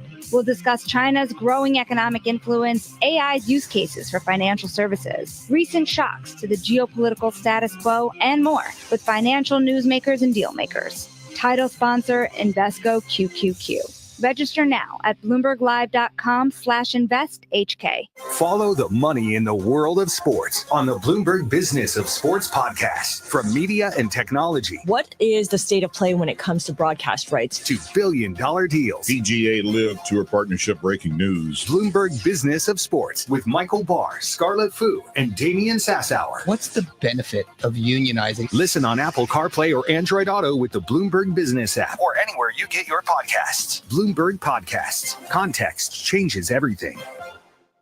Don't you wish your life came with a warning app? Stop. That dog does not want to be petted. A heads up before something bad happens. You should not send that text. Uh-oh.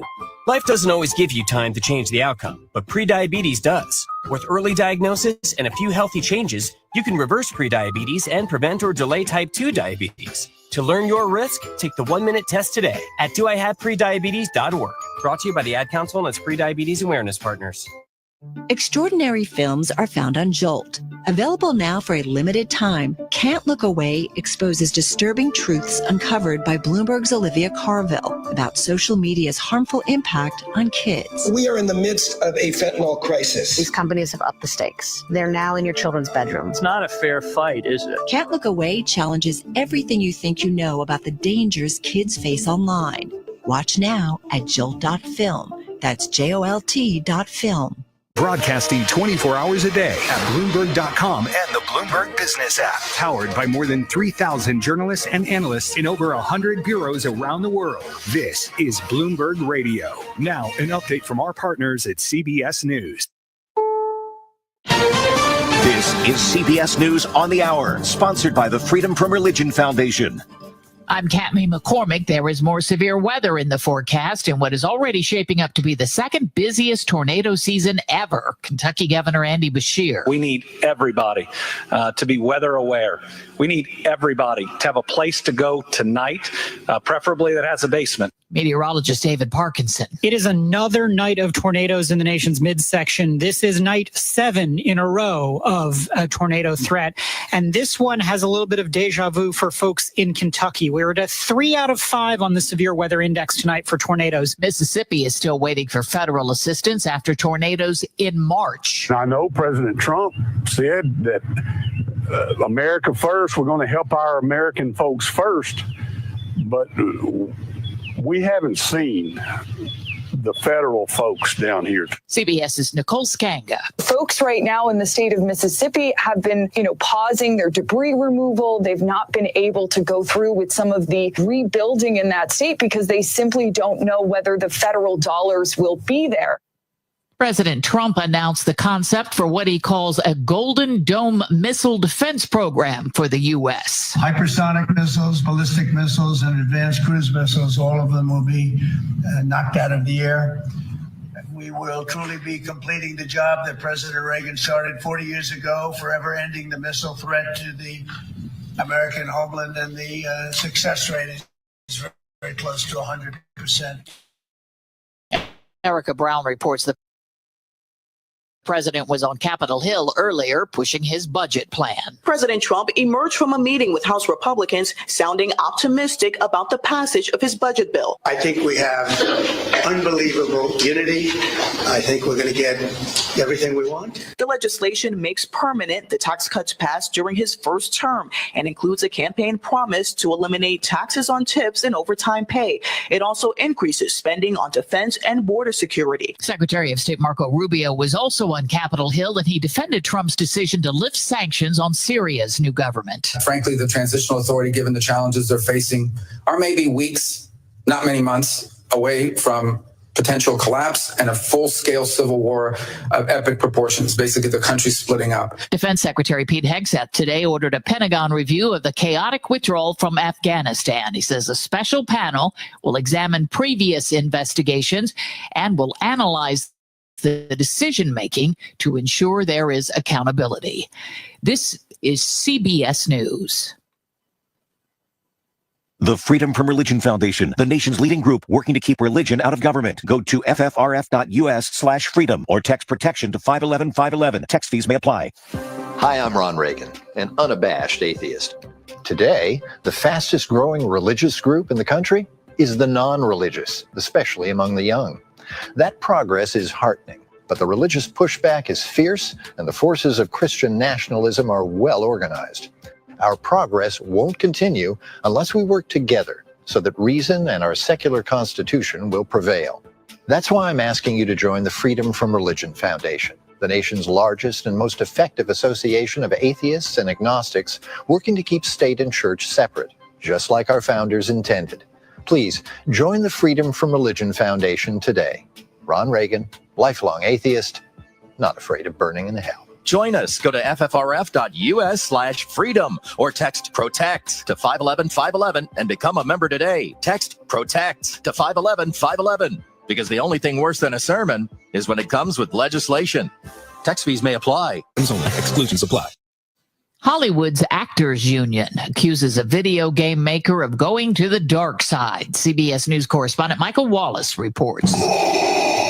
SAG-AFTRA claims an actor's voice of Darth Vader in the popular game Fortnite was replaced with artificial intelligence without notice. The union has filed an unfair labor practice against Llama Productions, a subsidiary of Fortnite maker Epic Games. One's effectiveness in battle is determined by their skill and discipline. Epic has not commented on the case. SAG-AFTRA called a strike against major game companies last summer after negotiations broke down over concerns about the use of unregulated AI. Michael Wallace, CBS News. A stolen bus bust of rock legend Jim Morrison has been found nearly 4 decades after it vanished. It disappeared from his gravesite and was found by accident during an unrelated fraud investigation. Morrison died in Paris in 1971. I'm Cammie McCormick, CBS News. And I'm Doug Krisner at Bloomberg World Headquarters in New York. Let's check our top stories and the markets. Equities drifted lower after a 6-day advance. Weakness in energy stocks led the S&P 500 to a decline of 0.4%. We also had the NASDAQ comp down 0.4%.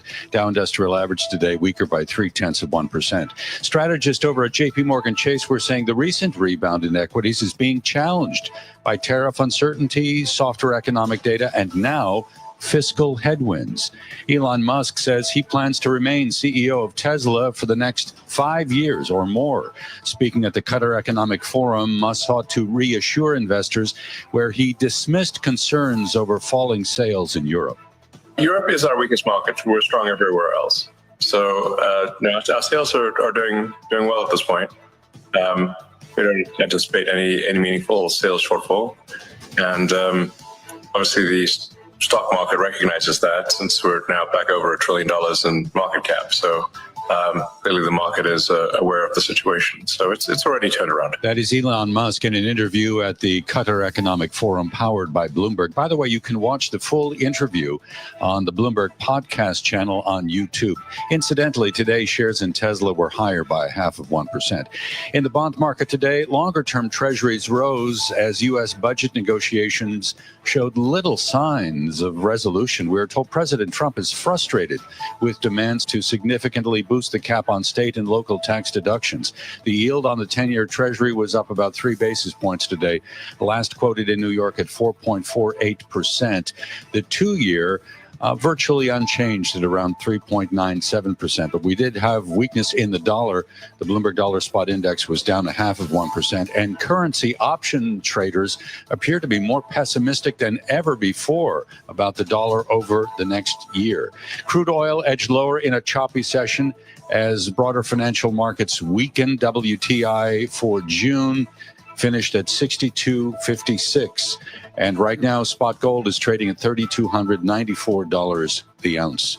Global news 24 hours a day and whenever you want it with Bloomberg News Now.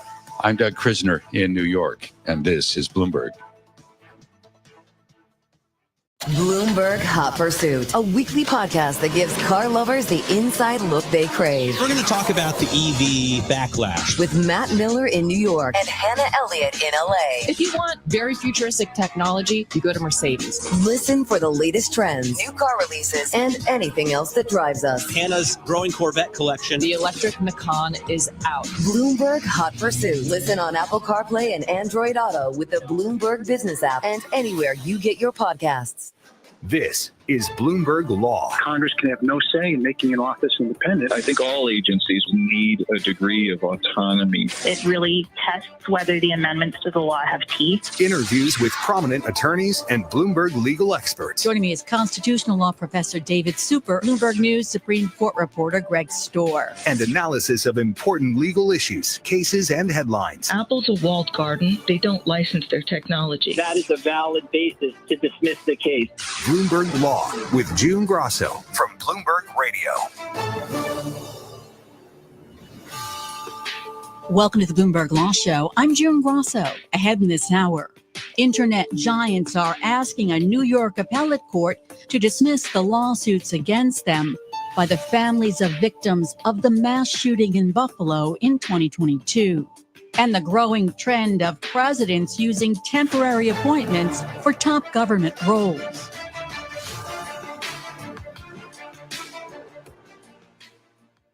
It's been 3 years since a white supremacist opened fire inside a grocery store in Buffalo and killed 10 people. This tragedy shocked us. It devastated us. It pushed us to what we thought were beyond our limits. But it didn't break us. It didn't break us. Instead, it revealed a strength that runs deep in the veins of this city. The strength of a community that binds together and refuses to be defined by acts of hate. The 18-year-old shooter pleaded guilty to all state charges and was sentenced to 11 concurrent life sentences. The federal case against him is ongoing, but survivors and families of the victims are seeking to hold social media companies responsible. They're suing internet giants Google, Meta, Amazon, and Reddit for publishing racist content that allegedly motivated the shooter to commit a hate crime by targeting people in a historically black neighborhood hundreds of miles from his home. Our case is fundamentally about the isolation, obsession, lack of impulse control, and desensitization resulting from the neurological and psychological trauma inflicted on a teenager's brain by a highly addictive social media product. And today, both sides were in a New York appellate courtroom where the social media companies are arguing that they can't be held liable for the racist content on their sites. The victims' families say the algorithms the internet sites use to deliver tailored content to users should be considered products under the state's product liability law. Here are the attorneys for the victims' families and Meta. Anytime a manufacturer places a dangerous product into the stream of commerce that they reasonably know creates an unreasonable risk of harm to the public are liable under New York State products liability law. It's plain and dirt simple. And there are two sort of foundational problems here that get us outside of the realm of traditional product liability. One is that communicating intangible information is not a product. And the second is that services are not products. And here we have both of those things. Product liability law is geared to the tangible world. That's the language of the seminal Winter case. It would be a first in New York if a court found a non-tangible thing to be a product for purposes of liability law. My guest is Eric Goldman, a professor at Santa Clara University Law School and co-director of the High Tech Law Institute. Eric, can you tell us about the allegations of the plaintiffs in these cases?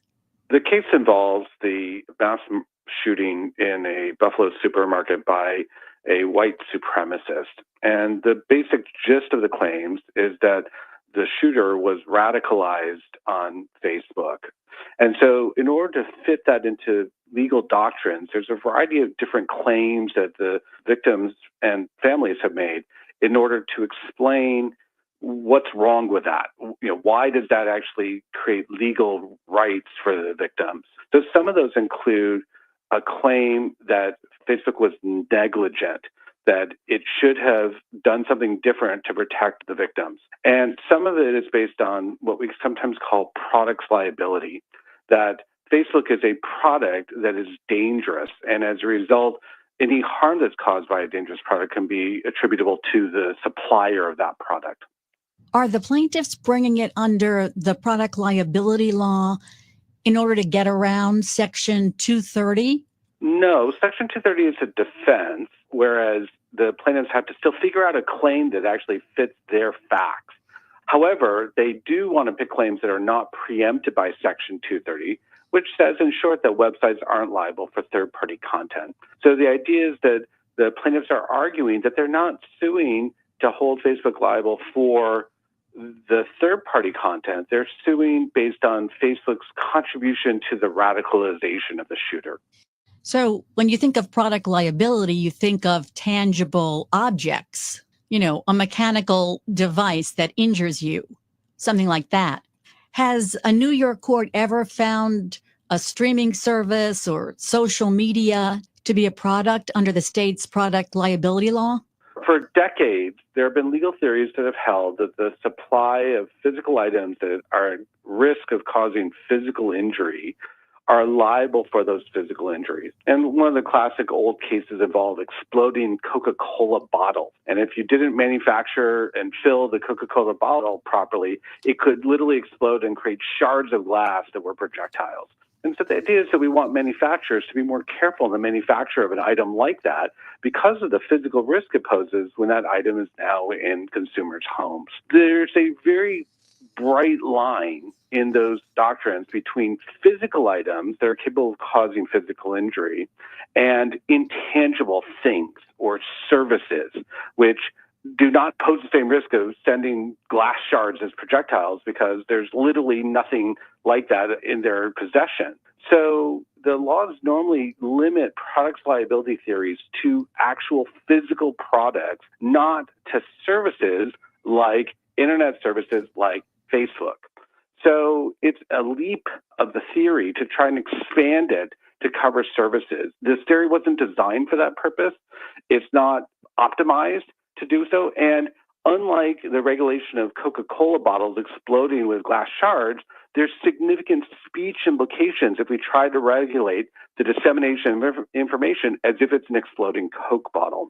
So there have been plaintiffs across the country that have been trying out the theories that internet services are subject to products liability doctrines, and courts have split on that issue.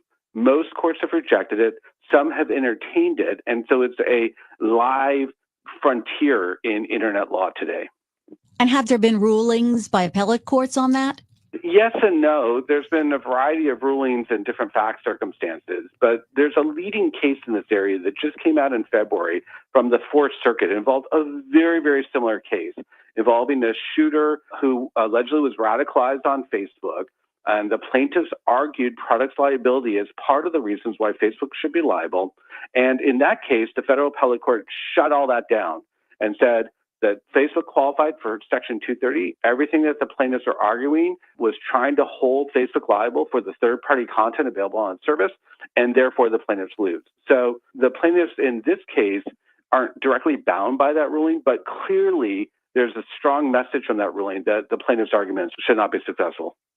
Does that issue depend on the state's product liability law? Because those laws differ from state to state. It can. We have to look at the terms of the exact statute, what it says it covers. That might very well restrict plaintiffs' claims, but not expand them. In other words, there's some limit to the theory that as far as it can go, at some point it has to stop, either because of doctrines like Section 230, which Congress enacted as the way to prevent that kind of expansion, or because of the First Amendment, that the Constitution does not permit a physical-based legal doctrine to extend to the dissemination of speech.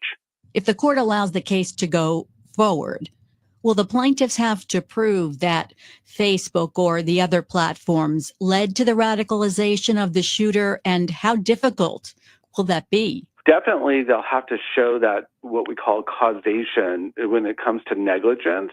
I believe that will also be relevant in the context of strict products liability. And it will be difficult. And causation was also an issue in the federal appellate court ruling I mentioned from the Fourth Circuit. And the court independently said there was not sufficient causation in that case. And when we think about what causes someone to radicalize into a white supremacist, and even worse, what causes a white supremacist to then decide to engage in mass murder, there's so many things that contribute to that outcome. And it's very difficult to pull out one piece and say, that's the cause, they should bear all the burden of responsibility. In fact, it really is a whole of society failure to have people who end up in that circumstance. And we really need to look at our society across the board to figure out what went wrong and what we ought to be doing differently. And to try and pin it on any one player in the ecosystem to say Facebook was the reason why this particular person pulled the trigger, I really think kind of denies the reality of how we've all contributed to a society that can lead to these outcomes. And explain how Section 230 would work here as a defense. So the plaintiffs are arguing that Facebook radicalized the shooter, and Facebook itself normally doesn't publish content itself that it authored. Its primary way of engaging in content distribution is to gather third-party content, like the Facebook post that we all make as the everyday activity, and then share that with an audience. And so the content that allegedly radicalized the shooter didn't come from Facebook. Facebook at most was the mechanism by which some author matched with the shooter. And so it's impossible really to describe Facebook's role in radicalizing the shooter without talking about the content that radicalized the shooter, all of which came from a third party. And if third-party content can't create liability for Facebook, Section 230 will apply. A note, Michael Bloomberg, the founder and majority owner of Bloomberg LP, the parent company of Bloomberg Radio, is a donor to groups that support gun control, including Everytown for Gun Safety, which represented the plaintiffs in this case in the lower courts. Coming up next on the Bloomberg Law Show, I'll continue this conversation with Professor Eric Goldman of Santa Clara University Law School. We'll talk more about the algorithms at issue in the case. And later in the show, there's a growing trend for presidents to use temporary appointments for top government roles. Is there a problem when there are successive appointments of interim U.S. attorneys? Remember, you can always get the latest legal news by listening to our Bloomberg Law podcast. You can find them on Apple Podcasts, Spotify, and at Bloomberg.com/podcast/law. And attorneys looking for legal research? Whether you're an in-house counsel or in private practice, Bloomberg Law gives you the edge with the latest in AI-powered legal analytics, business insights, and workflow tools. With guidance from our experts, you'll grasp the latest trends in the legal industry, helping you achieve better results. For the practice of law, the business of law, the future of law, visit BloombergLaw.com. I'm June Grosso, and you're listening to Bloomberg. The data that matters for your investments. Single stock volumes really surge. And analysis on the companies making news on Wall Street. Supermicro is catching our eyes. Take a quick look at crypto stocks. Listen to the Stock Movers Report from Bloomberg. A big bounce in the market today. We're on a brutal 3-day stretch. It's your short audio report on the day's winners and losers in the stock market. The highest intraday jump since 2020. Subscribe to the Stock Movers Report on Apple Podcasts, Spotify, or wherever you listen. I'm Emily Chang. Join me on The Circuit, where I speak with the biggest names in tech, business, and culture, and find out what drives them. Hear my conversations with OpenAI CEO Sam Altman, SoftBank CEO Masayoshi Son, and all 3 Microsoft CEOs past and present, Bill Gates, Steve Ballmer, and Satya Nadella. Watch Season 3 of The Circuit, Thursday nights, 6 p.m. Eastern on Bloomberg Television, and streaming on Bloomberg Originals and Bloomberg.com. Or listen to The Circuit anywhere you get your podcasts. Get the latest business news uninterrupted on your daily commute. Listen to Bloomberg Radio on Apple CarPlay or Android Auto.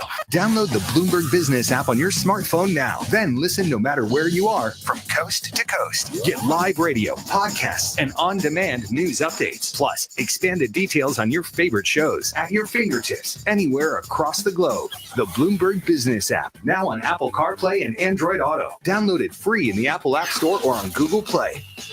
This is a Bloomberg Money Minute. The future is now at Google. It's putting its Gemini artificial intelligence technology into its signature search engine for all users in the U.S. as it tries to keep pace with the people turning to chatbots for information. In a major policy shift, the FDA says it'll no longer routinely approve annual COVID-19 booster shots for healthy children and younger adults and will instead force vaccine makers to add a costly new testing requirement that could limit who gets those vaccines.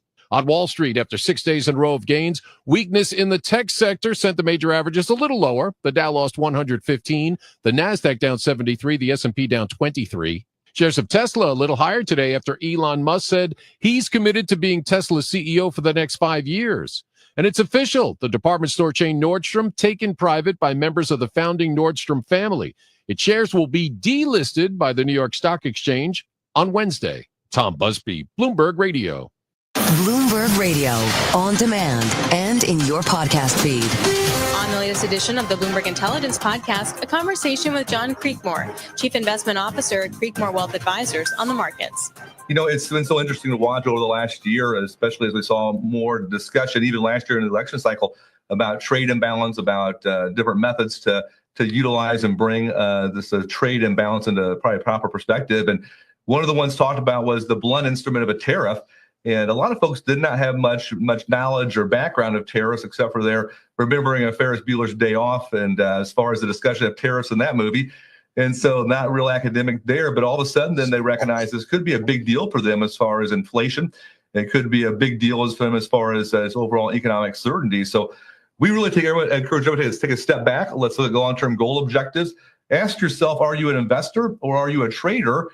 And then based upon your answer on that, you can make decisions to make money in any environment. However, it's a little bit different methodology. So Number one was back in April. We encouraged everyone, actually before that, back in the middle of February, we saw the market hit an all-time high, and encouraged everyone to say, hey, stay calm. There's going to be some uncertainties and some storms coming about. We want to make sure we make logical decisions based upon facts. Mm-hmm. And whenever we saw the tariff announcement hit on April the 2nd, it caused a lot of emotion and a lot of uncertainty. We know the markets do not like uncertainty. So we encourage them, let's allow this to play out. Let's look for opportunities in the carnage. Let's try to find ways to make money in the midst of.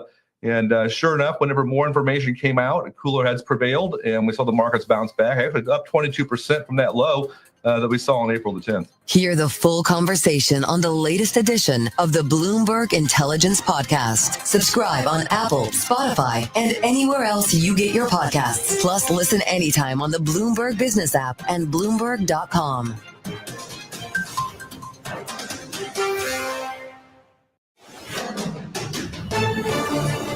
You're listening to Bloomberg Law with June Grosso from Bloomberg Radio.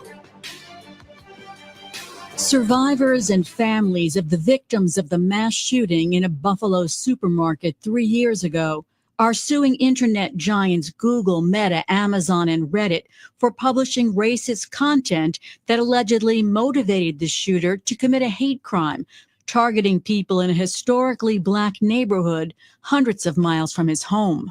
The plaintiffs blame the proprietary algorithms the companies use. Putting people in groups, there's something called confirmation bias. And when you put people in groups where they're getting these white supremacist theories and these calls to violence and these calls to make a race war and think that that's the right thing, that's what happened to Peyton Gendron.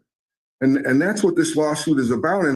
But the internet companies say they're protected from liability under the law, which says no interactive computer service provider can be treated as the publisher or speaker of any information provided by another information content provider. During the appellate court arguments today, Justice Stephen Lindley quizzed Meta's lawyer about the algorithms. Is that a fair characterization of what the algorithm does? Just arranging and sorting? Because it seems to me that we have this element of tailoring to the individual end user. And that's when we depart from newspapers and other editorial functions, is that here what we're doing is we're looking at an individual and saying, this is what we want to give you, particular to you. And that's what makes it different.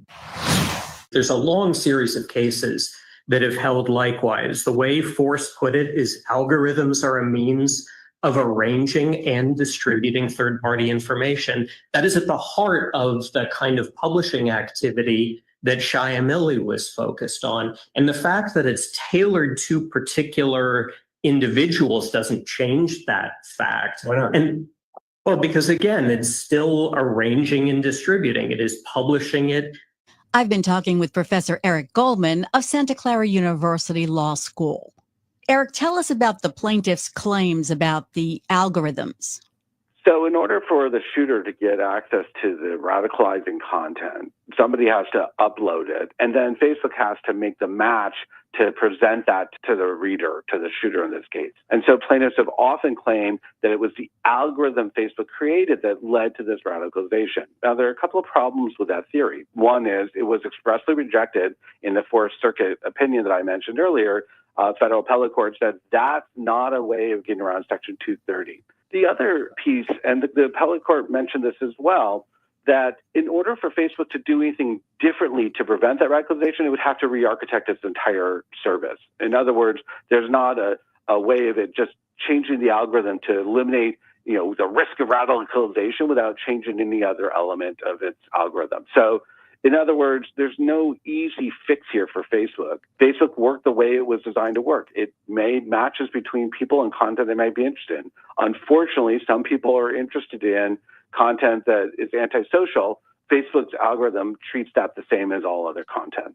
The director of the Center for Democracy and Technology's Free Expression Project, which filed an amicus brief in support of the social media companies, said if the automatic ranking and delivery of content is separated from the Section 230 liability shield, it will suddenly make many pieces of content open to liability and incentivize platforms that use automated ranking systems to deliver content to suppress or eliminate delivery of content they're worried about.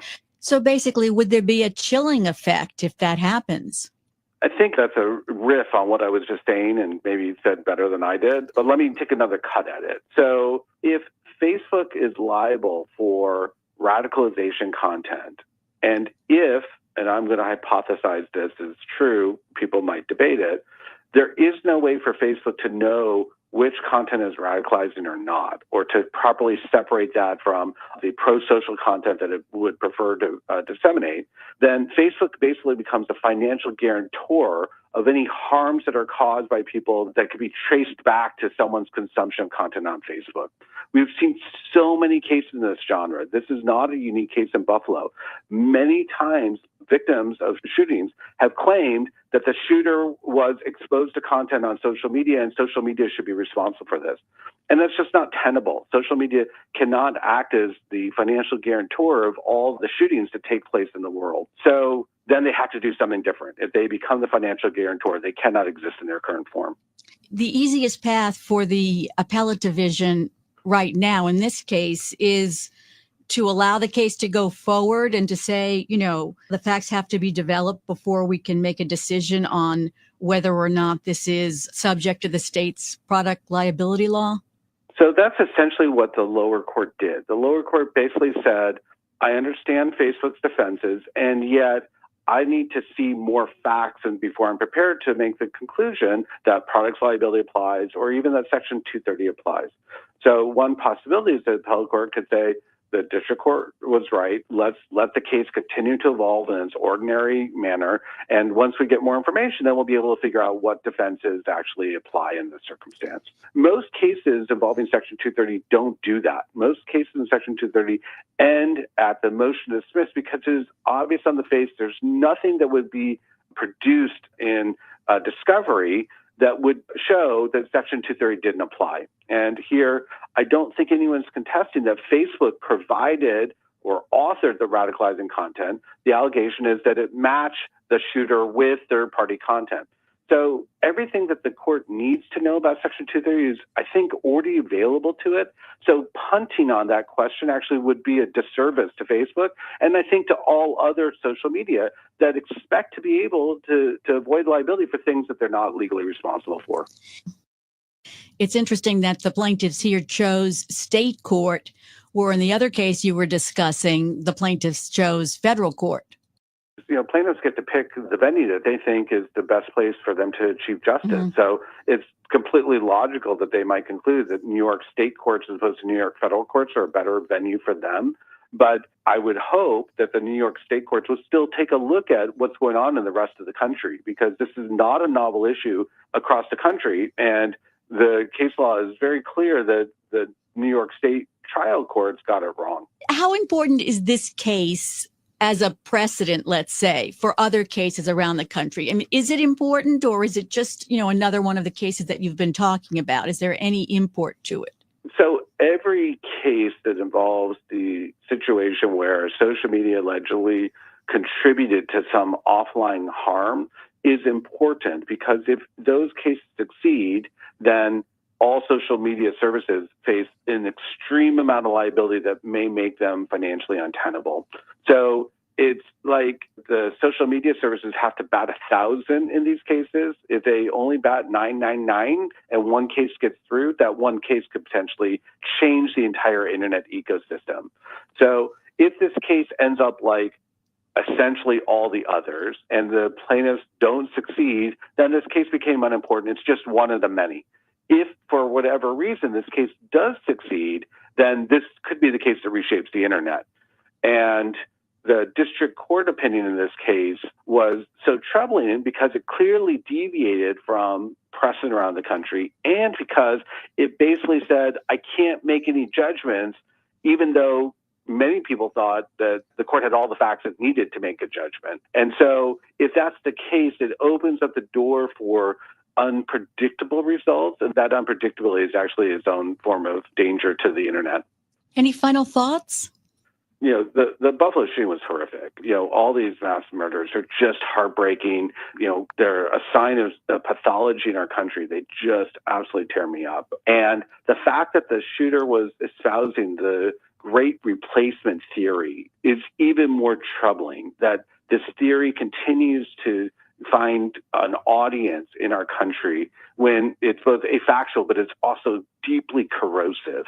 I will add that people want to blame Facebook for the dissemination of the great replacement theory, but many leading figures in our country, whether that's media pundits or actual government officials, have also dabbled in the great replacement theory. And so to me, the idea that Facebook radicalized this shooter misses the whole ecosystem. We'll see if the New York Appellate Court here deviates from the way most other courts have ruled. Thanks so much, Eric. That's Professor Eric Goldman of the Santa Clara University School of Law. In other legal news today, the Trump administration appears to have begun deporting people from Vietnam and Myanmar to South Sudan, despite a court order restricting removals to other countries. That's according to attorneys for the migrants. They told a judge that immigration authorities may have sent up to a dozen people from several countries to Africa. Those removals would violate a court order saying people must get a meaningful opportunity to argue that sending them to a country outside their homeland would threaten their safety. And federal prosecutors allege that Democratic Representative LaMonica McIver of New Jersey pushed and grabbed officers while attempting to block the arrest of the Newark mayor outside an immigration detention facility. In an 8-page complaint, interim U.S. Attorney Alina Habba's office said McIver was protesting the removal of Newark Mayor Ras Baraka from a congressional tour of the Delaney Hall Detention Center in Newark on May 9th. The complaint says she attempted to stop the arrest of the mayor and pushed into agents for Homeland Security investigations and Immigration and Customs Enforcement. She faces 2 counts of assaulting, resisting, and impeding an officer. McIver has denied any wrongdoing and has accused federal agents of escalating the situation by arresting the mayor. She denounced the charge as purely political and said prosecutors are distorting her actions in an effort to deter legislative oversight. Habba had charged Baraka with trespassing after his arrest, but dismissed the allegation on Monday when she said in a social media post she instead was charging the Congresswoman. Prosecuting McIver is a rare federal criminal case against a sitting member of Congress for allegations other than fraud or corruption. The case instantly taps into a broader and more consequential struggle between a Trump administration engaged in overhauling immigration policy and a Democratic Party scrambling to respond. Coming up next on the Bloomberg Law Show, the growing trend of presidents using temporary appointments for top roles in government. Remember, you can always get the latest legal news by listening to our Bloomberg Law podcast. You can find them on Apple Podcasts, Spotify, and at Bloomberg.com/podcast/law. And attorneys looking for legal research? Whether you're an in-house counsel or in private practice, Bloomberg Law gives you the edge with the latest in AI-powered legal analytics, business insights, and workflow tools. With guidance from our experts, you'll grasp the latest trends in the legal industry, helping you achieve better results. For the practice of law, the business of law, the future of law, visit BloombergLaw.com. I'm June Grasso, and you're listening to Bloomberg.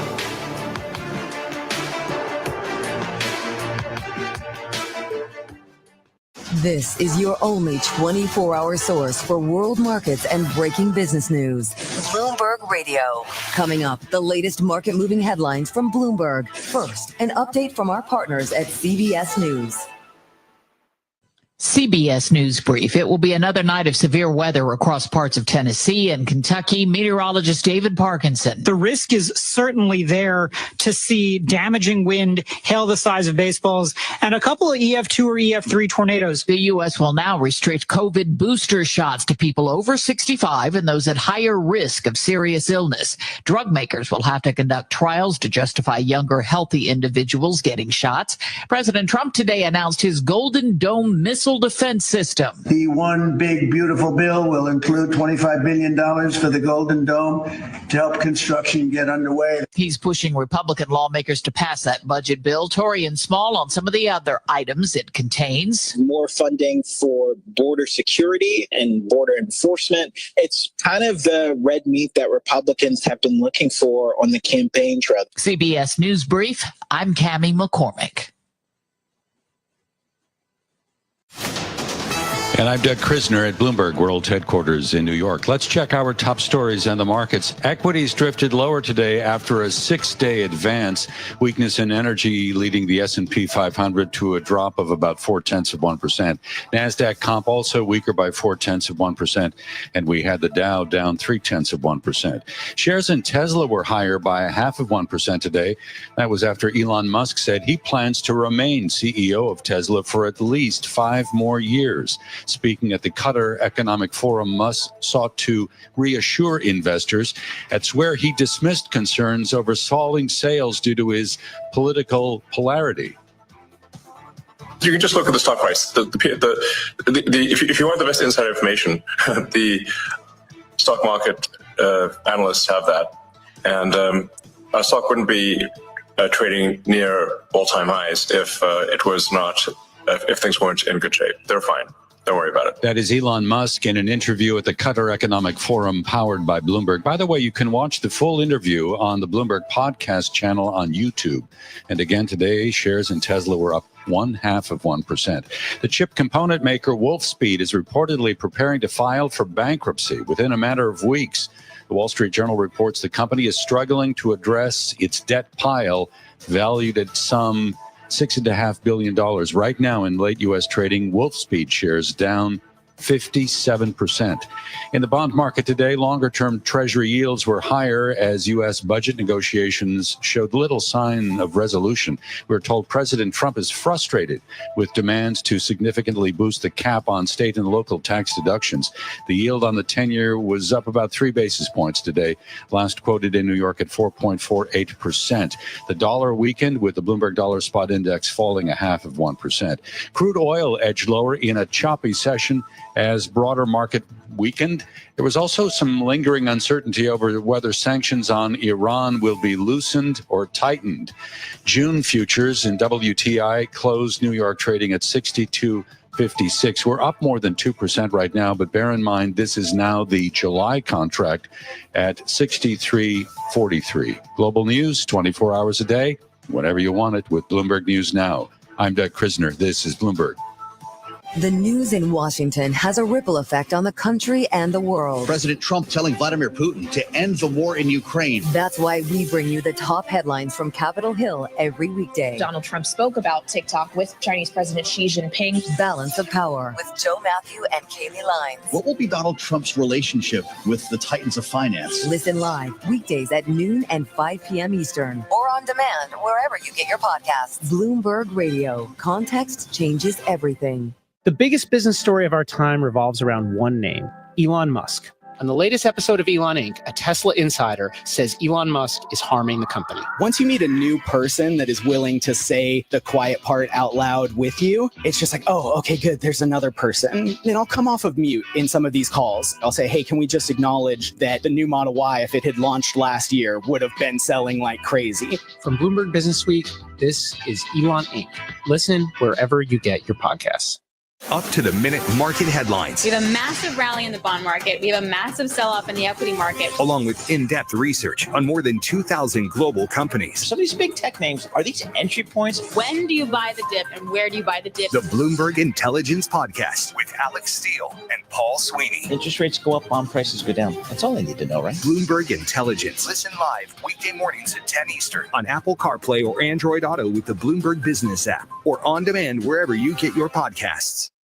Donald Trump has already changed the way we think about the U.S. economy. Now he's back in the White House, and Bloomberg's Trumponomics podcast is here to help.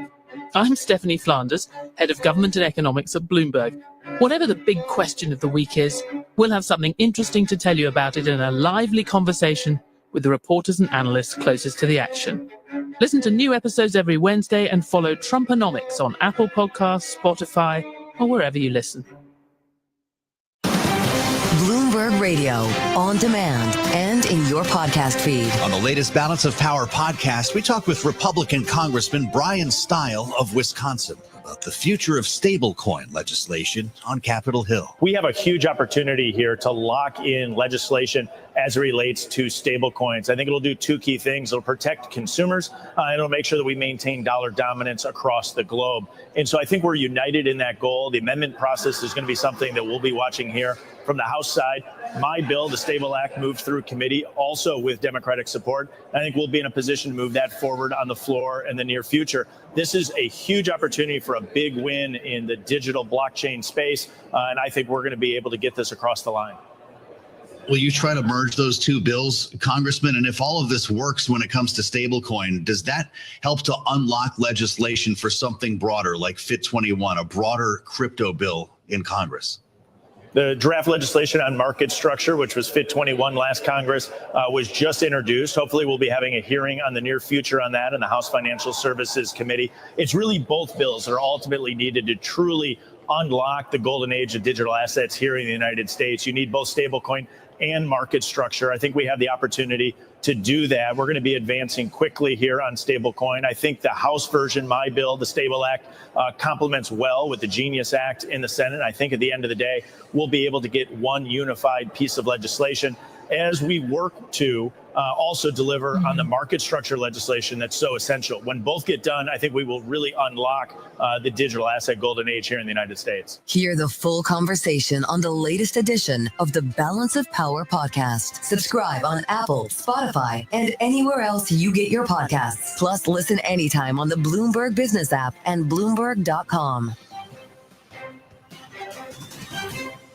This is a Bloomberg Money Minute. President Trump announcing plans to build a Golden Dome missile defense shield to deflect ballistic, hypersonic, and cruise missiles with space-based interceptors that'll be operational in just 3 years and cost $175 billion overall. The Congressional Budget Office estimates a cost of $542 billion over the next 20 years. Apple preparing to allow third-party developers to write software using its artificial intelligence models, hoping those new apps will boost demand for iPhones and iPads. Home Depot says it doesn't expect to raise prices because of the Trump tariffs. It's been diversifying sources for its products for years. It also maintained its full-year outlook despite a dip in sales last quarter. On Wall Street, after 6 days in a row of gains, today the Dow lost 115, the Nasdaq down 73, the S&P lost 23. And the folks at Oreos teaming up with singer and actress Selena Gomez on a new cinnamon-flavored horchata Oreo that celebrates her Mexican heritage. Tom Busby, Bloomberg Radio. You're listening to Bloomberg Law with June Grosso from Bloomberg Radio. President Trump has installed another loyalist in one of the most powerful U.S. attorney's offices in the country. Former Fox News host Jeanine Pirro has taken over as the interim U.S. attorney for D.C. from Ed Martin, who was the interim U.S. attorney for close to 120 days. The interim nature of both appointments tests the bounds of a federal statute governing temporary officials and reflects a growing trend of presidents leaning on temporary appointments for top roles in government. My guest is Ann Joseph O'Connell, a professor at Stanford Law School who specializes in political appointments. Will you explain the provisions that are at play when a U.S. attorney is given an interim appointment? So when there's not a Senate-confirmed U.S. attorney in a particular district, there are two statutes that can provide for temporary service. So the first, what we call interim U.S. attorneys, is a specific provision in the United States Code called Section 546. And that provision allows for the Attorney General to choose a temporary interim U.S. attorney for the district in which there is not a Senate-confirmed person. There are no restrictions on who the Attorney General can pick, so they don't have to pick someone who's within the Department of Justice, unlike this other statutory provision. And so the Attorney General can pick an interim U.S. attorney, and that person can serve for 120 days under Section 546. And then after that 120 days expires, the district court may appoint a U.S. attorney to serve until there is a Senate-confirmed one. So what happened here is the term for Ed Martin was about to run out. And before the district court could appoint someone, President Trump nominated as another interim U.S. attorney, Jeanine Pirro. I mean, is that according to the rules? Well, it depends whether you're looking at the text of the rule or the intent of the provision. Under the text, I think it's permitted. The provision, Section 546, does not explicitly bar successive 120-day appointments. And I should also note that even if the district court had chosen someone, the president, in all likelihood, could have fired the district court pick and picked another interim U.S. attorney or turned to this other statute, the Federal Vacancies Reform Act. So I think the text permits successive appointments. There's no explicit bar on it. There's no provision that provides for a penalty if you see these successive appointments. And in the past, we have seen successive appointments. Now, that's the text. When Congress reimposed time limits, so put back the 120-day constraint on how long interim U.S. attorneys can serve, they did that in 2007 after a U.S. attorney scandal involving Attorney General Alberto Gonzales, who had fired a number of U.S. attorneys. And the scandal was not whether the president or the attorney general could fire U.S. attorneys. It was about the reason that was given for those firings. But at the time that it happened, there was no limit on how long interim U.S. attorneys could serve. And this had occurred after September 11th. There was a period of years where there was kind of no time limit. But then in 2007, Congress put back this time limit. And I think the putting back of the time limit suggests strongly that the intent of Congress was not to have endless interim appointments of U.S. attorneys. And was that the intent of the framers as well? In other words, they wanted the Senate to advise and consent? So we have had Senate-confirmed appointments since the start of the United States Constitution under the Appointments Clause. And interestingly, we've had statutes that provide for temporary appointments from about the same time. The very first Vacancies Act, which applied generally, was in 1792. And there was another one in 1795. There it gets a little tricky about kind of what were the time limits, because in the 1795 Act, Congress imposed a 6-month time limit on acting officials. You hear a lot of actings. Have U.S. presidents been using interim positions more and more?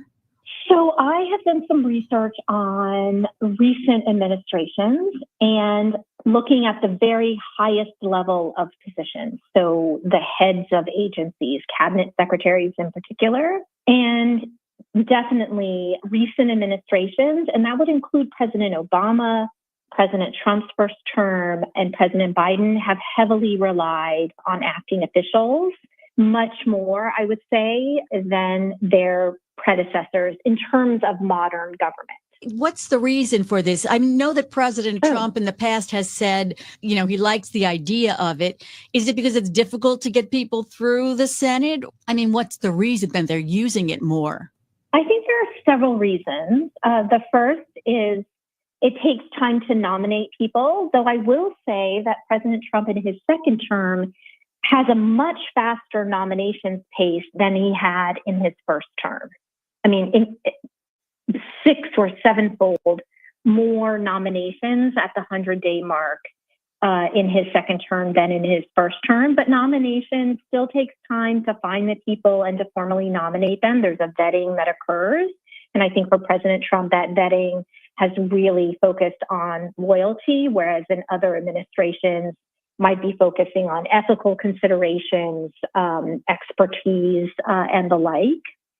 And then there's the confirmation process. And so even as we have now, and even as we did for President Biden, have a Senate controlled by the same party as the White House, it still takes time because individual senators, even though there's no longer a 60-vote threshold to move a nomination to a confirmation vote, that went away in November of 2013, individual senators can still delay the confirmations process, right? And saw this with Senator Tuberville in the Biden administration. We've seen this in other cases as well, right? Democrats do it to Republicans, Republicans do it to Democrats, and that can slow it down. And so I think both the nominations and confirmation process make acting officials attractive. But I would also say that what I think is a large reason is that acting officials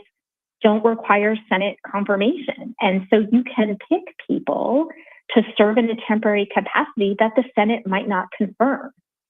So in President Trump's first term, the Republicans, as reported by the media, did not want to confirm Ken Cuccinelli to a senior post in the Department of Homeland Security. But through acting appointments and delegations of authority, Mr. Cuccinelli was able to serve in very high-profile roles in DHS. And I think a similar story, right, for Ed Martin, that Republicans balked. And he was able, through the interim provision, to serve, whereas, if he had just been put up as a nominee, not as an interim, he might not have gotten through. Has President Trump pushed the limits of the Vacancies Act further than other presidents? I think the Vacancies Act is pretty capacious. It allows the government to function. I think the Vacancies Act should be reformed in certain ways, because I think it allows more than perhaps what we want for an accountable government. But I think in this term, President Trump is really pushing an argument that no previous president has pushed, which is that he believes that if the Vacancies Act does not apply, he has inherent Article 2 authority to name acting officials. And this has come up in the Inter-America Foundation and the African Development Foundation. These are entities not covered by the Vacancies Act, where President Trump has named acting officials to Senate-confirmed board positions, relying on claimed inherent Article 2 authority. It seems with the firing of the Librarian of Congress that if the Library of Congress is not subject to the Vacancies Act, and I don't think it is, President Trump, the White House has indicated that there is Article 2 authority to name an acting librarian. And I think this is an outrageous claim. We have an appointments clause. We have a recess appointments clause. It is true that the Vacancies Act and specific agency provisions like Section 546 for interim U.S. attorneys do allow vast use of temporary appointments. But outside of those, presidents need to rely on the appointments clause or the recess appointments. So some are saying that with the U.S. attorney, for example, with Jeanine Pirro becoming the second interim U.S. attorney for D.C., that defendants might be able to challenge some of the, prosecutions, et cetera, under her because of this issue? I think they would definitely have standing to sue. And I think their argument would be that under Section 546, successive 120-day appointments are not allowed. And I think that is a plausible argument. I just don't think it's a winning argument.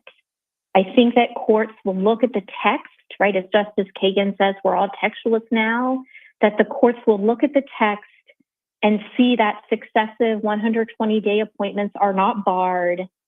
It's happened in the past, and permit it. Now, that doesn't mean it shouldn't change. I mean, Congress could amend 546 to make it clear that you get one 120-day appointment, then the district court gets to choose.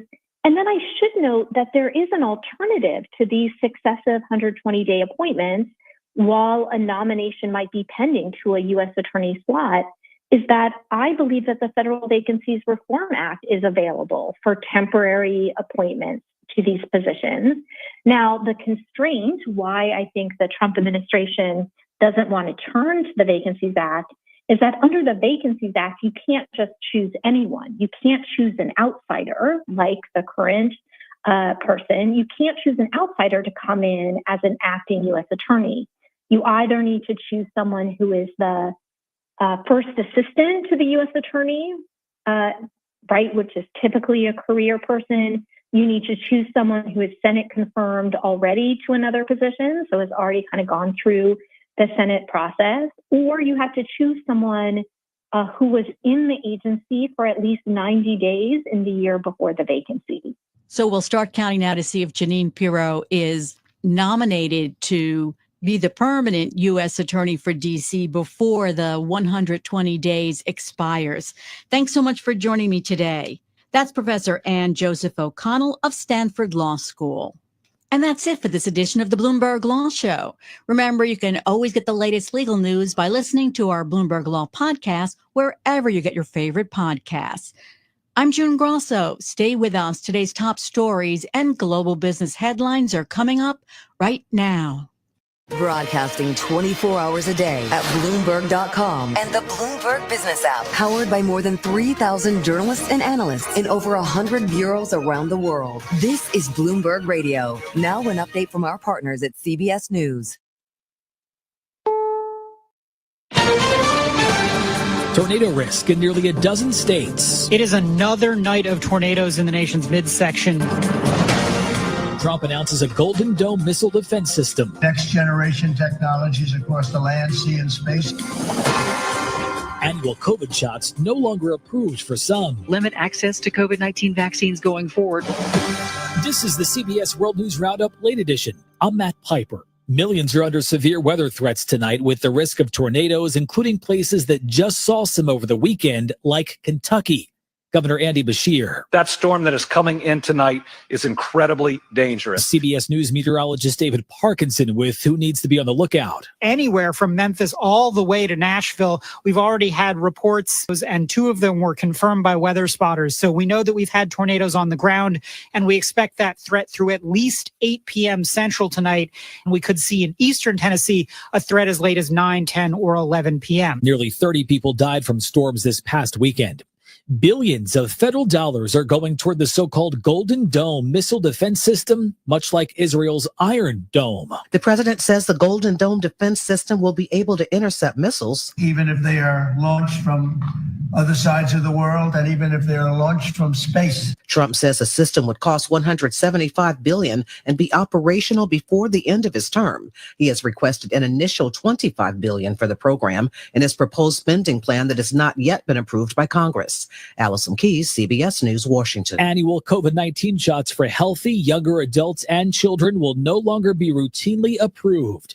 The FDA will require vaccine makers to conduct new clinical trials before approving them for wider use, as health reporter Sabrina Cupid tells us. These studies will have to show actual clinical outcomes like fewer infections or hospitalizations before the FDA will grant full approval of a COVID-19 shot. In the meantime, the FDA is saying that it will limit access to those vaccines going forward to people 65 years old or older, or those who are at high risk of becoming seriously ill if they're infected. The government estimates that about 100 to 200 million Americans have conditions that would put them in that high-risk category. President Trump met with House Republicans as leaders try to push a massive budget package. He was asked if Medicaid will be cut. We're not touching anything. All I want is one thing, 3 words. We don't want any waste, fraud, or abuse. Very simple. CBS's Nicole Killian. He described this as a pep talk in terms of coming here to Capitol Hill. He insisted that Republicans are unified, and he expressed a lot of confidence about getting this package done. The Dow lost 114. Now this. The body produces 1 to 2% less collagen per year starting in your 30s. Slow the process with Native Path single ingredient protein. Visit getnativepath.com/CBS for 45% off plus free shipping.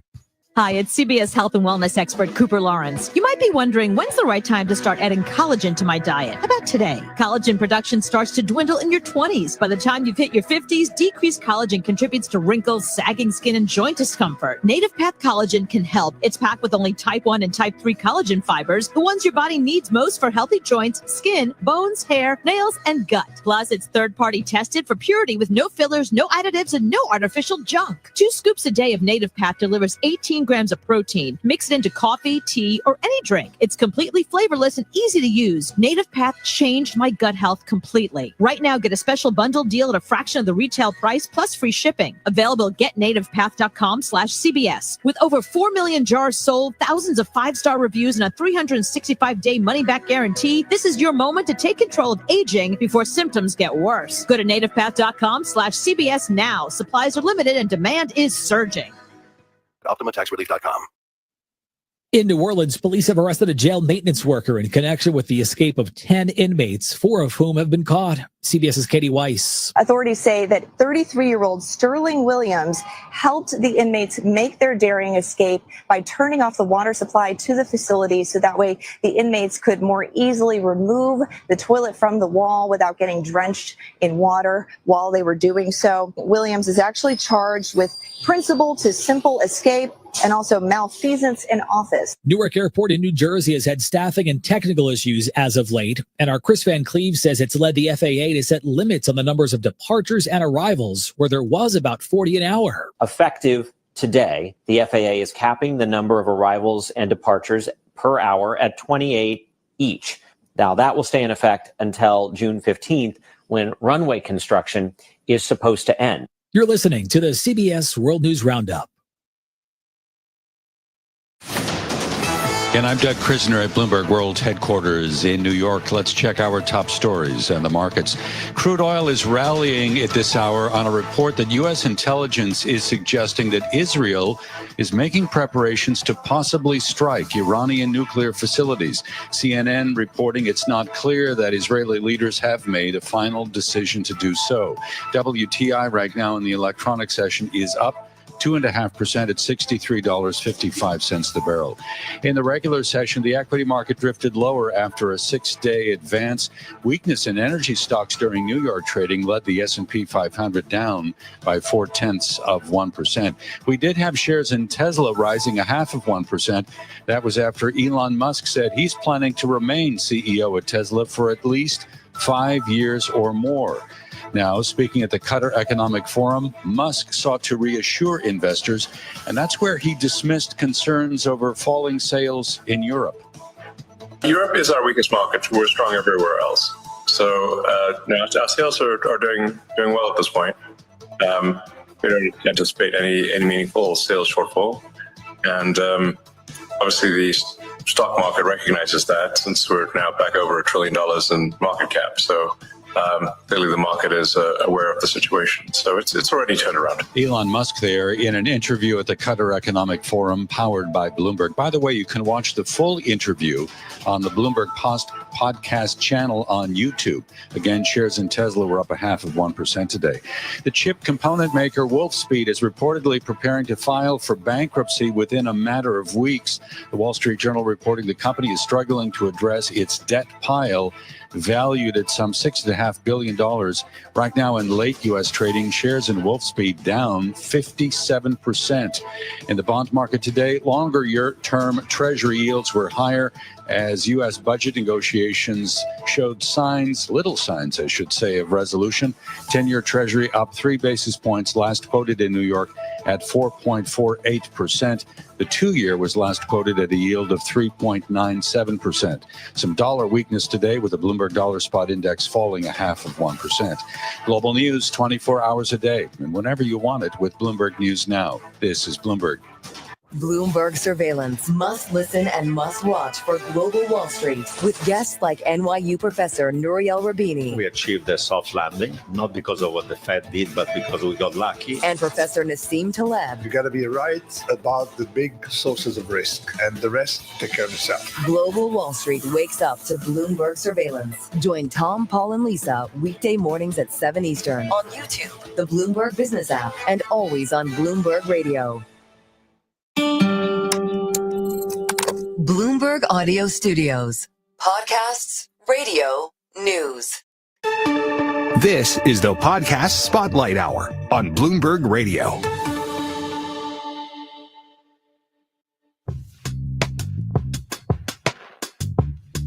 Hey there, you're listening to The Deal with Alex Rodriguez and Jason Kelly on Bloomberg Radio. I'm Jason Kelly. Today, you're hearing a part of our conversation with Georgia Tech Athletic Director Jay Batt. He's one of the most influential voices in the future of college sports. So, welcome everyone to this live recording of The Deal. We are very, very excited to be here. And it's an interesting process when we think about this show because we're trying to dive into this intersection of business, sports, and culture. In fact, I was told earlier that I too often refer to it as the white hot center of sports, business, and culture. But it was interesting to think about, all right, who do we want to talk to in Atlanta? Who do we want to talk to about college sports? And no one is at that aforementioned white hot center more than you. God bless you. There's a lot going on. We're going to get into all of that. Also, something that happens a lot on our show is I go through the normal process of, we work through representatives and it's like, all right, who do I know? Who knows Jay Batt? All right, let's get to him. Let's get the ask. And then this guy, it's like, oh yeah, I have a teammate from the 2009 World Series team who went to Georgia Tech. I'm just going to text him. And so you did, Mark Teixeira, and that's how you guys get connected. So tell me about that. Yeah, well, Mark Teixeira, who went to Georgia Tech, recently got his degree, which I'm so proud of him. One of my favorite teammates of all time. And he introduced us and we had a nice conversation. But, when you think about Mark Teixeira, when you think about value proposition about Georgia Tech, my question, Jay, is he the prototypical athlete that you have now a competitive advantage in this landscape? Yeah, absolutely, Alex. I think, part of what makes Georgia Tech so special is it's this unique opportunity to go pro, whatever sport you want to be in. But also after that, the value of a Georgia Tech degree, the connection to alumni, the ability to be here in Atlanta is huge. And you mentioned Mark Teixeira is the perfect example of that, right? As we're going through this changing landscape, somebody with a pro background like Mark is an incredible advocate for us on campus as we're dealing with our administration, other things that we're working through. Mark's been a tremendous friend and ally for us. All right. So one of our favorite topics to talk about, and I will take this moment up top to shout out my parents who are in the audience, Dennis and Debbie Kelly. Who also went to Georgia Tech. That's right. My dad went to Georgia Tech, so I took Alex all around Tech campus today, drag him around. We went on the field at Bobby Dodd, lifelong dream accomplished. But my dad and I talk all the time about the state of college sports. Sure. I mean, every phone conversation we have, there's some new development. You're hyper aware of those. How do you even begin to understand where to go next? What's the thought process for you? Yeah, so that's a fairly loaded question. I would say that you got to start with what's still the same, right? And then I'll talk about what's changing. But what's still the same is we still have great kids. We have great coaches. We're still attached to really, really incredible academic institutions. And I can speak firsthand at Georgia Tech. Our kids still go to class and get degrees. And they're the same degrees that you got. And they still, we say graduate now, not got out. But the student athletes that we deal with, they're still student athletes. What's changing is this sort of overlay of the changing business of college athletics. And I think it's important that we talk about whether it's arranging our staff, right? We were one of the first folks to go out and hire what amounts to a general manager. We've got the proliferation of agents, right? Our student athletes, many of them have agents. Well, there needs to be a person to deal with that, right? We're going to have these rev share payments to be paid to student athletes. You've got to have a business operation, right, on your internal side to handle that. And sure as heck, you've got to have a whole bunch of legal help to manage that. So organizing your athletic department for that. And then I think just the talent you have to surround yourself with, right? It's not the same as it was 10 or 15 years ago, whether it's the athletic director chair, needing more business acumen, more ability to manage a larger budget. All that's really important. Still anchored in the fact that college athletics is essential to the fabric of higher education. It's essential to what it means, not for student athletes only, but for every student. And I think, that there's such value to the overall student experience to what college athletics brings. So Rick Pitino recently said, I don't know if some of you folks saw, I was shocked. He said, we're not going to look at one high school student or recruit this year. Now, they get the money, right? But they're not going to have what you had in North Carolina, what you had at Georgetown, the memories, the growth. I mean, you guys remember when you were in college, it was 4 years. Today, you show up there as a free agent when you're 23, 24. How do you, A, defend against that? And how do you play offense being an institution with an academic background like Georgia Tech? Yeah, so I would say, as we move into the next era of intercollegiate athletics, this revenue share post-House settlement. This is that, just to remind everyone, I mean, this is the House settlement that is going to dictate that colleges have to share revenue with their athletes, right? Is that the simplest way? How would you put it most simply? I think it's the simplest way to explain it. There's two tranches, right? There's a $2.8 billion settlement for back damages for student athletes. And then there's the forward facing, which is, the ability to create some structure and stability for revenue sharing moving forward. Yeah. But as those two things kind of move forward, I think there's going to be less and less separation across the overall landscape as far as, what one student athlete, a certain profile might be from given institution to the other, as there's a new revenue sharing number that's, kind of ubiquitous across all of the institutions. And I think a high academic institution like Georgia Tech in a thriving major metro like Atlanta, where real third-party NIL deals will be highly valued and available, and with an alumni network that will make a difference when you finish, that's going to go back to being important, right? We spend all kinds of time recruiting great coaches, right? Surrounding our student athletes with great, call them life skills for a long time, total person program, but those sort of support mechanisms, and then great coaches and good facilities, that makes a difference. There was a time there where maybe that didn't factor as much. You saw institutions pause facility projects, right? You saw folks say, hey, we're not going to go and hire some new coach. We're going to make an investment in NIL. As we move into the next era, some of that spread's going to kind of tighten up. And I think what you will see is we're going to go back to a place that an opportunity to come to Georgia Tech, graduate with that degree, that's going to matter more than maybe it has in the past 3, 4, 5 years. So it sounds a little bit like you're going to have your NCAA collective bargaining agreement that we have in the pros to just bring some structure around it. It will be that the House settlement will be the opportunity to create a stable way in which we can provide even more to the student athletes. Frankly, I think it's really important that we say that this House settlement, but it also creates stability. It creates fairness. It creates the ability to manage for long-term stability for the student athletes. As we look forward, one of your additional responsibilities, as it were, is you're going to be one of 10 athletic directors, I believe, across the entire country who, post-House settlement, is really going to be charged with architecting this new landscape. How do you ensure that the Georgia Tech model is successful, but that also other colleges who may not have this academic profile or who don't have the benefit of being in a city like Atlanta, how do they win as well? I think that's what makes college athletics great, is that it's institutions all across the country with a bunch of different profiles. We have a bunch of really smart people in that room. We have a bunch of really committed people in that room who've been working really, really hard. Not today, not tomorrow. We've been working for months to lay out the groundwork. And I think the desired outcome of that is, let's have something that's stable. Let's have something that's clear. Let's have something that we can operate within going forward that will provide us that clarity and stability for student athletes to gain more. At the end of the day, there's never been a better time to be a student athlete. I can say that from firsthand experience, right? There's never been a better time. At the end of the day, there'll be, we'll have this rev share pool. We'll have the ability for student athletes in a organized system to earn third-party NIL deals.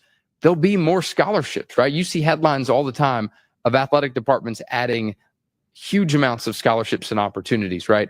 And we'll continue to offer all the benefits that we always have, right?